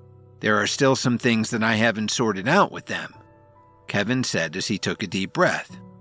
Mr. Williams, you'd better not act rashly, the president quickly reminded him. We can handle the matter of the secluded valley in a more deliberate way. After all, the Orion Group is a legitimate business. If we really face the threat of an assassin organization, the government cannot ignore us. Don't worry too much about it. Just leave the secluded valley to me. This is an area where I am uniquely positioned to contribute to the company. Kevin's eyes revealed he was committed and intent. Although he did not know how deep the connection between the secluded valley and Long Trail Logistics was, since the president had implied that Long Trail was a shadow of the secluded valley, then Kevin was determined to pull out the nail that was hidden in the dark. Anyway, he didn't know where the headquarters of the secluded valley was, so he might as well take the initiative to attack instead of waiting passively. The president stared at Kevin. He opened his mouth a few times, but he didn't know what to say. Recently, he had heard about a lot of the noise made by Kevin in Washington. He knew that Kevin wasn't as simple as he looked on the surface. Furthermore, the president was just a businessman, although he knew a lot of things that ordinary people didn't. However, he was ultimately just an ordinary person. He couldn't help much in this aspect. Kevin had clearly already made up his mind, so the president didn't have much more to say. Soon, Kevin left the Orion Group's headquarters and immediately made a phone call. Mr. Williams, you finally called me? Tyler Dawn's excited voice came from the other end. Not so fast. It may not be a good thing for me to call you. Kevin could not help but shake his head as he said this. Come out and meet me. I have something to ask you, Kevin added with a smile. Soon, the two of them agreed on a place to meet, choosing a small and dark coffee shop. There were not many people in the shop. Kevin and Tyler sat in a booth in a corner and looked at each other. Mr. Williams, why did you ask me to meet here? Tyler asked curiously. I called you here today because I wanted to ask you about the transportation of goods, Kevin said. I know about the Long Trail Logistics Company, if that's what you're implying. It's just an ordinary logistics company, he replied. Is it really just an ordinary logistics company? Kevin asked as he narrowed his eyes and touched his chin. Tyler's answer surprised him. After all, in terms of status and reputation, Tyler was even above the president of the Orion Group. However, if the Orion Group president knew about something nefarious going on behind the scenes at Long Trail Logistics, there was no way that Tyler Dawn wouldn't know about it too. This did not exclude the fact that the people in the secluded valley were very secretive about how they operated. Still, there was no wall in this world that did not allow the wind to blow against it. At Tyler Dawn's level, there were many things that he did not need to solve by himself, but there would also be people who would take the initiative to let him know about things. What's wrong? Did Long Trail Logistics do something? Tyler saw that Kevin didn't say anything, so he patted his chest and said, As long as you say the word, I can make Long Trail Logistics bankrupt in less than 2 hours. Calm down. Don't make them go bankrupt so easily. Kevin glanced at him unhappily, blinked a few times, and then added, Can you help me get in contact with the president of Long Trail Logistics? I want to meet him. No problem. I'll get someone to arrange it right away, Tyler replied as he leaned back and immediately took out his phone. Time passed slowly. Kevin and Tyler stayed in the coffee shop for hours. They talked about business and shared their opinions on the Orion Group and the Kessler Corporation. Suddenly, Tyler picked up his phone, looked at an incoming text message, and said to Kevin, Okay, it's settled.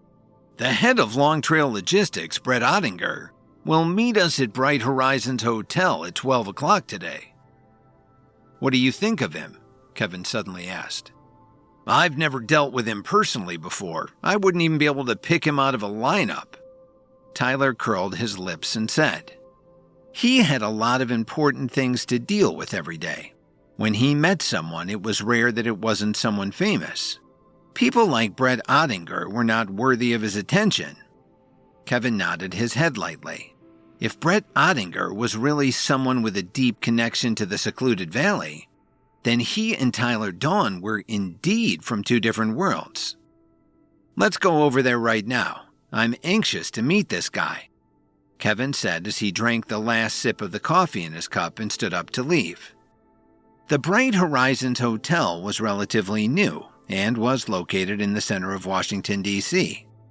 No one knew who the owner of the hotel was, but they weren't fools. Someone who could open a hotel in such a place was definitely not an ordinary person. Brett Ottinger had been waiting in a private room on the 7th floor for a while. At that moment, he seemed a little nervous. After all, the difference in status between him and Tyler Dawn was considerable. When he received the call that Tyler Dawn wanted to meet with him today, Brent almost fell out of his chair. When Kevin and Tyler entered the room, Kevin's eyes did not even stop on Brett Ottinger. Instead, he looked at a middle-aged man wearing black sunglasses behind him. He looked like a bodyguard. However, Kevin felt a different aura coming from him. It was not the aura that an ordinary bodyguard should have. "Mr. Dawn, welcome. Come on in. Can I get you anything?" Brett Ottinger walked quickly to Tyler's side and respectfully invited him to take a seat at the dining table. "Mr. Ottinger, you don't have to be so reserved. We're both businessmen," Tyler Dawn said as he waved his hand lightly. "Yes, of course, you're right." Brett Ottinger wiped the sweat off his forehead and returned to his seat. This was when he finally noticed Kevin beside him. His eyes flashed with the same expression. He licked his lips and asked, "And may I ask who you are?"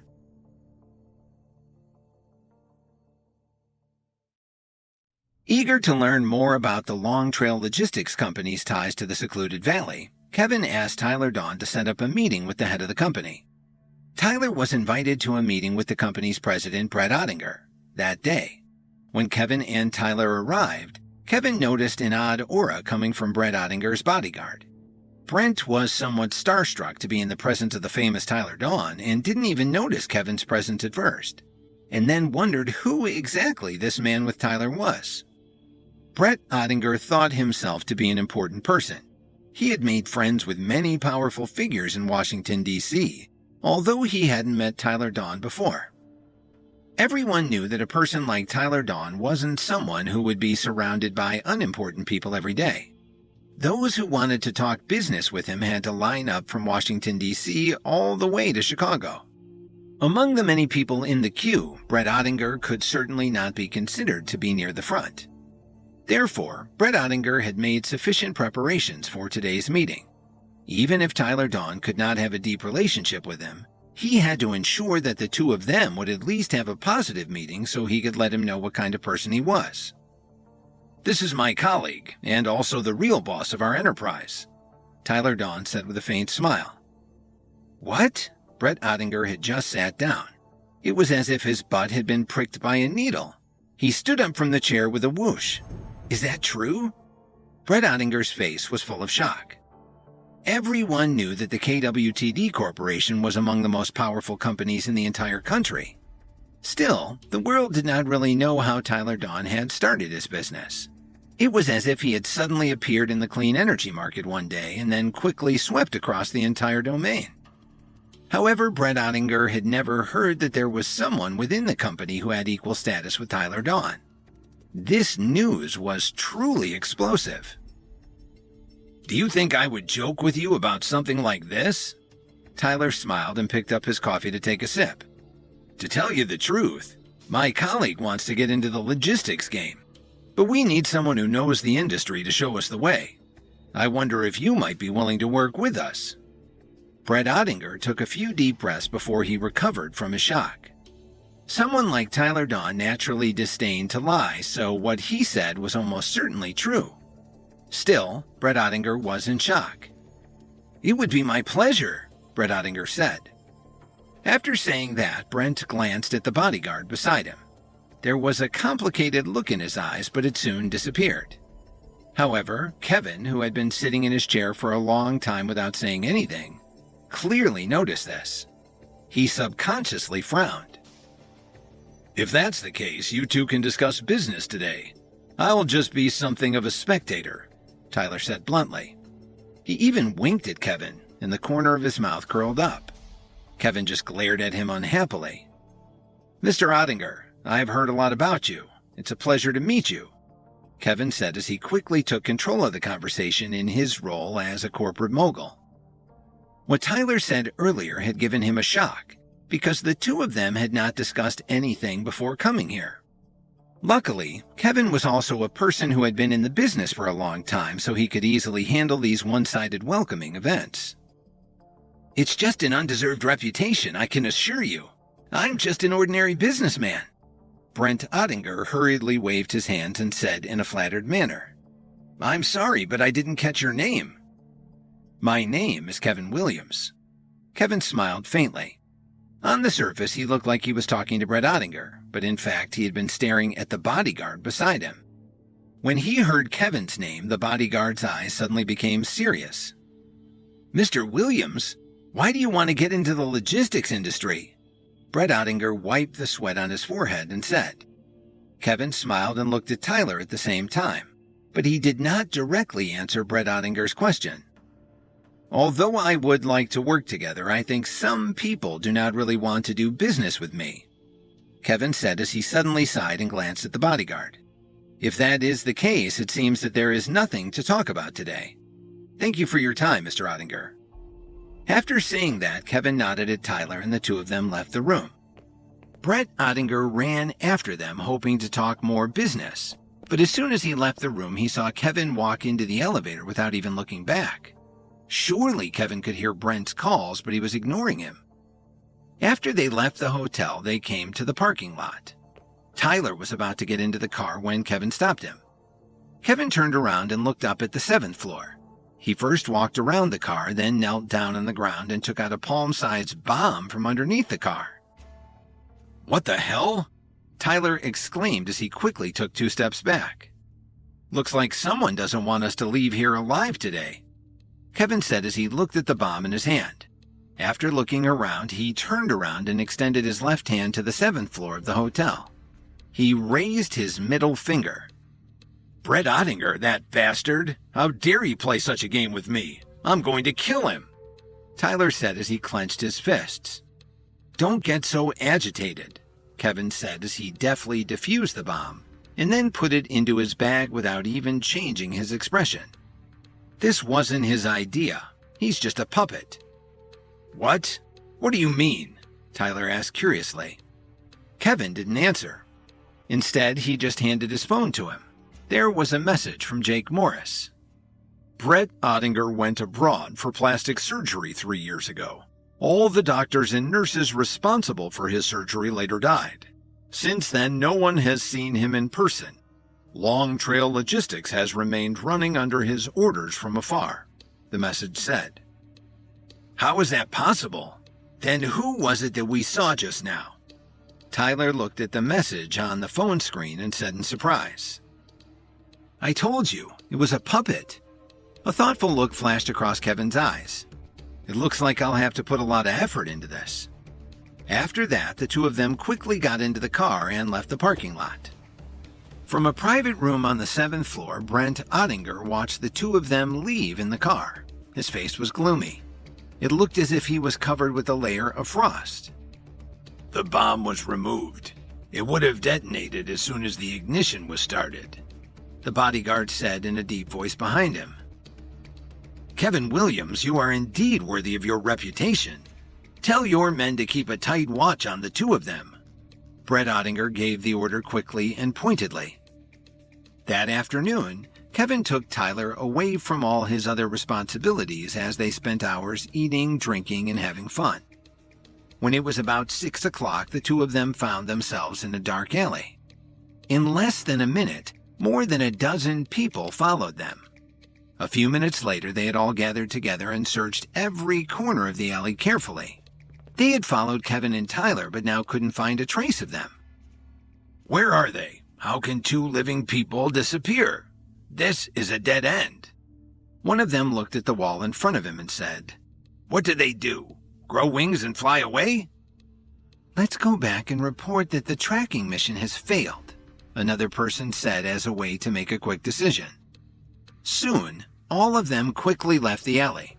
It wasn't hard to tell they were well trained when they came in and out of the alley like soldiers in formation. Another 5 or 6 minutes passed and then they returned.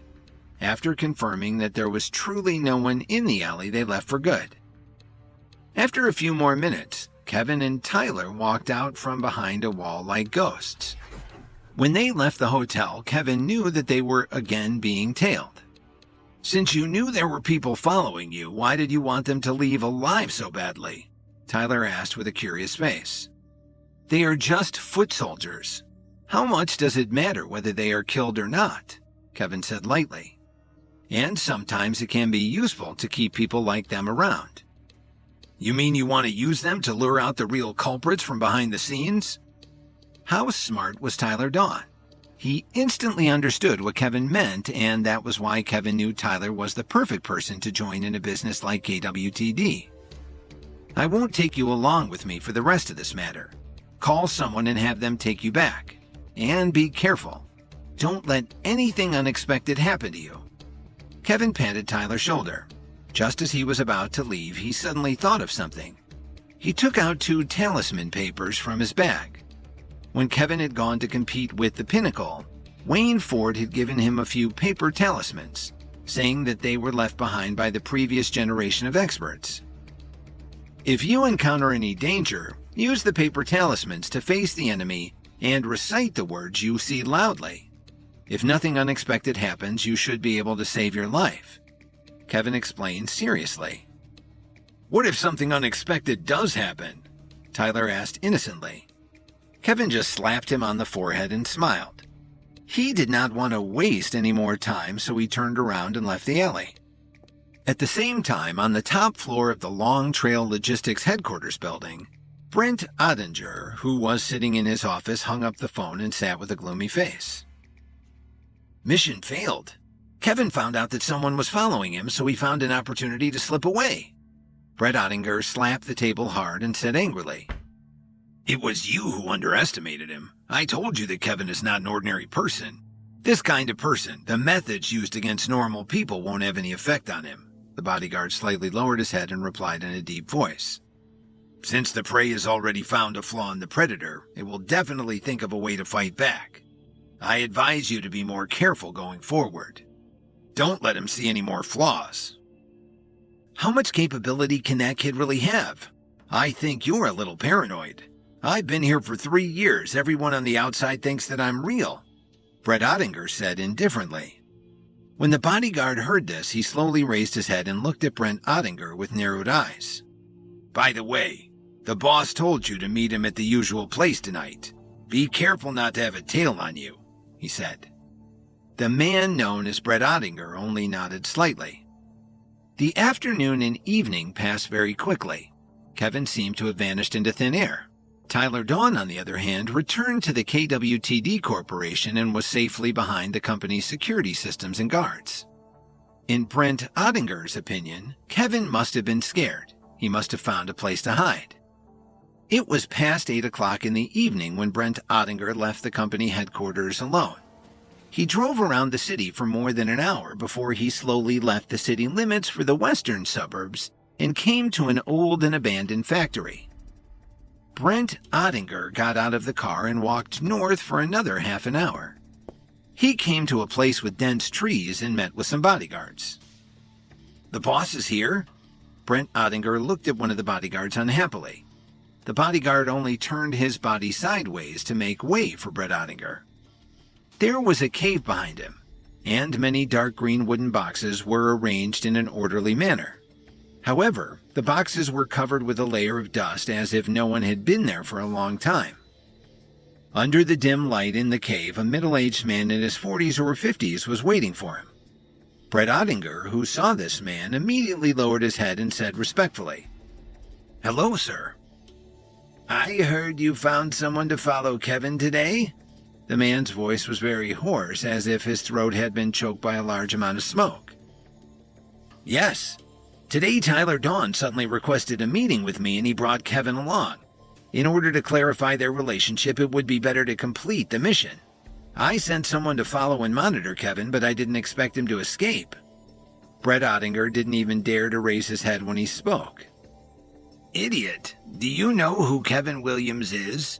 The headquarters is now even wary of him, but you actually sent someone to follow him so recklessly?" The man instantly became furious and roared. "Do you know what will happen if you mess up the headquarters arrangements because of your reckless actions?" "Boss, I didn't think Kevin is as dangerous as the rumors say. He knew that he was being followed and all he did was hide. Brett Ottinger refuted it with all his might. Nonsense. Kevin's power base at this point is unfathomable. The people under your command alone are not enough to make a dent in his armor. Besides... When he said this, the man suddenly stopped and looked at Brett Ottinger in fear. Besides what? A voice suddenly rang out from within the cave. Brett Ottinger was stunned for a moment. Then he quickly jumped and looked behind him in fear. Kevin had appeared behind him at some point in time, and he had a casual smile on his face. Kevin, what are you doing here? Brett Ottinger exclaimed. Well, I was counting on you to lead the way. Kevin crossed his arms in front of his chest and looked at the two people in front of him mockingly. Bullshit! That's absolutely impossible! Brett Ottinger loudly retorted. Although it was not his first time here, he was always on guard every time he came. He would not come here if anything unusual happened. If Kevin was really following behind him all this time, how could he not notice? For the first time, Brent realized that he was indeed facing an enemy whose powers were much greater than he had predicted.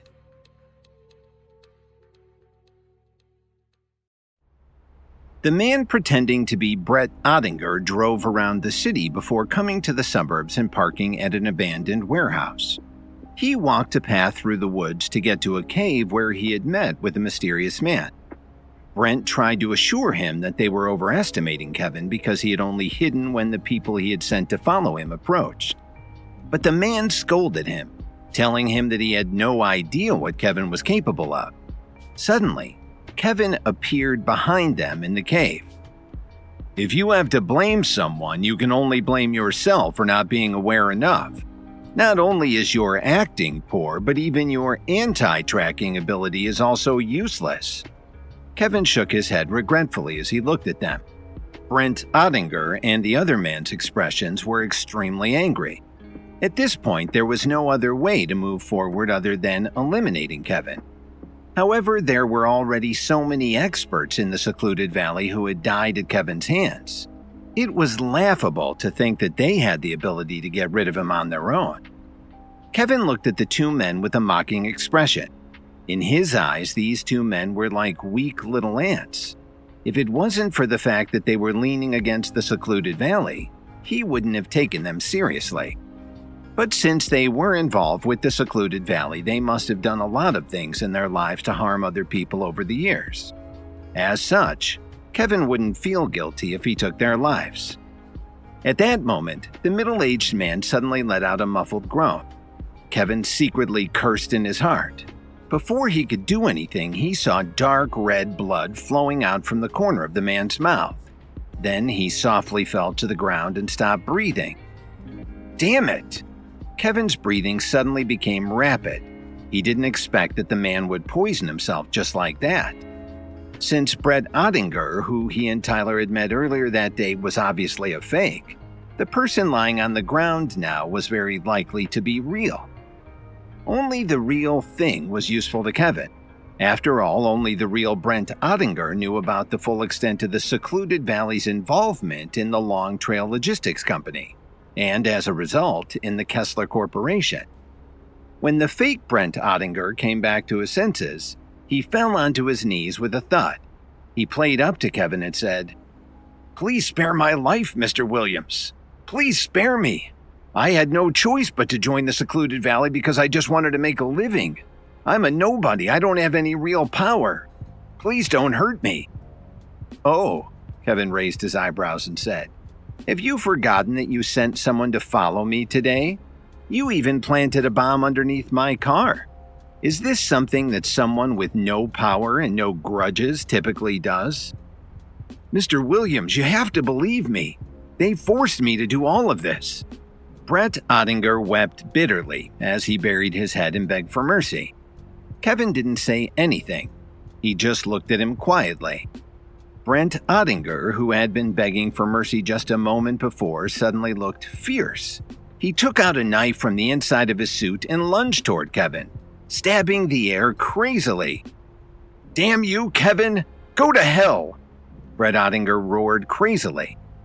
Unfortunately for Brent, when the tip of the dagger was about to pierce Kevin's abdomen, he firmly caught it in midair. To be honest, what you said earlier really moved me. Originally, I didn't want to kill you. But now it's clear that you really do have a death wish. You can't blame me for anything that happens to you now. Kevin quickly grabbed Brett Ottinger's neck and twisted it with force. With a cracking sound, Brent Ottinger fell to the ground without any time to resist. Looking at the two corpses on the ground in front of him, Kevin's expression did not change. It was a pity that he hadn't been able to extract any information from the mysterious man before he poisoned himself. Just as Kevin was thinking about this, he heard footsteps coming from not far away. Although he was about to leave, he suddenly thought of something and hid. The bodyguard who had been guarding the outside of the cave walked in and looked at the two dead bodies on the cave's floor. Any ordinary person would panic when they saw a dead person. Instead, the man frowned slightly and came in front of the two people. He checked their bodies very thoroughly. "What's going on here?" the bodyguard said as he looked at Brett Ottinger's deformed neck and the man's dark face. These two pieces of trash can't even put on an act." The two of them are indeed trash. Kevin's voice sounded again. The bodyguard looked like he had been struck by lightning. He ran to the side of the cave with his back against the wall. He pulled out a gun from his waist and looked around vigilantly. Kevin's figure appeared again. He raised his eyebrows and looked at the bodyguard. "Kevin, were you the one who killed these men?" The bodyguard tensed up and his eyes were full of shock. "Only half right. I was the one who killed your useless substitute, but the other man died from self-inflicted poison." Kevin shrugged his shoulders and replied.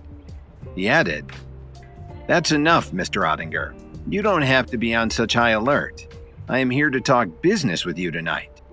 Kevin completely ignored the weapon in the man's hand. "Mr. Williams, you seem to have made a mistake, right? I'm just a bodyguard. You have already killed Mr. Ottinger." The bodyguard said as he stared at Kevin closely, not daring to be the slightest bit careless in his words and actions. Entering this cave without batting an eyelid and killing two people without making any sudden movements was enough to prove that Kevin's strength was truly something to be reckoned with. Kevin had given the man no choice but to take him seriously. "What's wrong, Mr. Ottinger?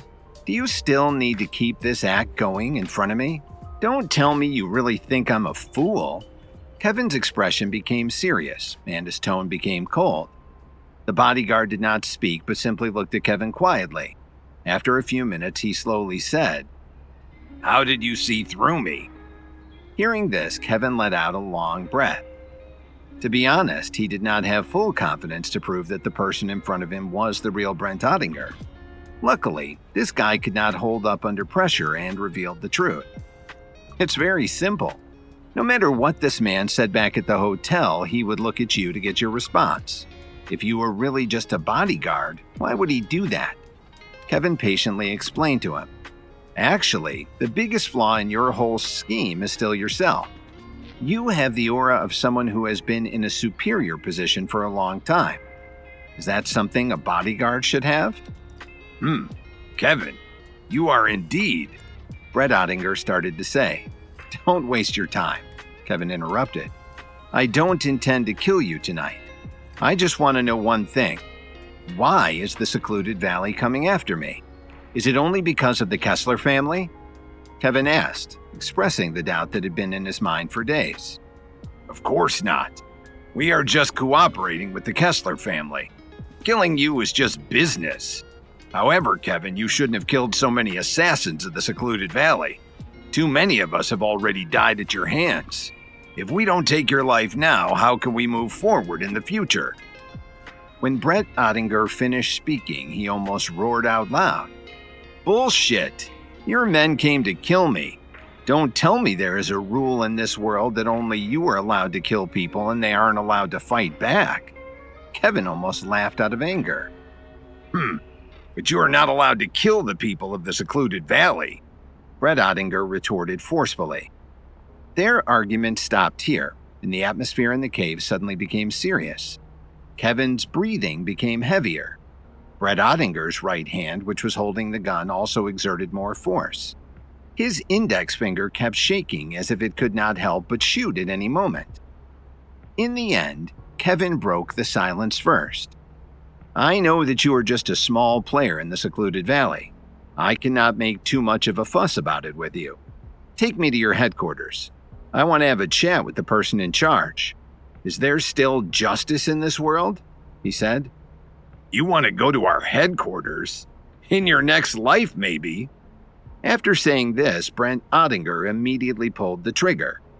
Brent Ottinger wanted to shoot and kill Kevin, but things don't always work out as planned, even in the heat of the moment. Unfortunately, he did not expect that with Kevin's power base, he was able to sense the moment before Brent pulled the trigger. Almost in the instant, the gunshot rang out, and Kevin arrived in front of him. Although the golden bullet came out of the barrel, it flew harmlessly into the wall of the cave behind where Kevin had been standing. The next second, Kevin's fist hit Brett Ottinger's forehead. Blood instantly dyed his eyes and ears red, slowly flowing out from a gash above his eyebrows. "You really are stubborn. I did not want to kill you, but you didn't cooperate with me. You're useless. Why did I even bother to give you a chance?" Kevin said as he looked down at Brett Ottinger's lifeless body. After muttering these words, he slowly left the cave. In order to avoid Olivia Rafferty and Samantha Gaines, Kevin decided to find a hotel to stay in. But at around 3 o'clock in the morning, 5 or 6 people pried open the door of Kevin's hotel room. Looking at the spot on the bed that was bulging up, they quickly pulled out the weapons that they carried with them. They fiercely stabbed into the blanket several times. In less than 30 seconds, the entire blanket was riddled with holes. At that moment, the person in the lead suddenly raised his hand to signal the others to stop moving, and he forcefully pulled the blanket away from the bed. But there was no trace of Kevin in the bed. They realized that all they had done was stab a pile of pillows and blankets. "This is not good. We've fallen into a trap. Let's get out of here," the person in the lead said as he realized that they had walked into a dangerous situation. However, before they could retreat, the lights in the room were suddenly turned on. "Since you're already here, why are you in such a hurry to leave? Can't we sit down and chat for a while?" Kevin had appeared at the door at some point and was leaning against the wall with his arms crossed. He looked at these people with a faint smile on his face. "I spared your lives earlier today. Unfortunately, you didn't know how to appreciate that. Why did you come here to die?" he added. As his voice fell, these people seemed to have seen a ghost. They retreated, and even the hands holding their knives were trembling. "What are you panicking for? He's only one person, so listen up. If we can't kill Kevin tonight, you know that Mr. Ottinger won't let us off easily," the leader declared as he took a few deep breaths to calm himself down. "What did you say? Did Brent Ottinger send you here?" The smile on Kevin's face instantly disappeared and he furrowed his brows. He had killed the real and the fake Brett Ottinger with his own hands. Could it be that both of them were fake? Suddenly, Kevin thought of a possibility: the man who had poisoned himself. At that time, Kevin saw him take the poison and commit suicide, and then immediately turned his attention to the fake Brent Ottinger. So he didn't check his pulse to see whether he was truly dead or alive. "No, that's not right. The Brett Ottinger who I killed died. The other man died of suicide." Kevin suddenly spoke out loud to comfort himself. Then there was only one possibility left. The real Brent Ottinger was someone else altogether, and he had yet to show his face.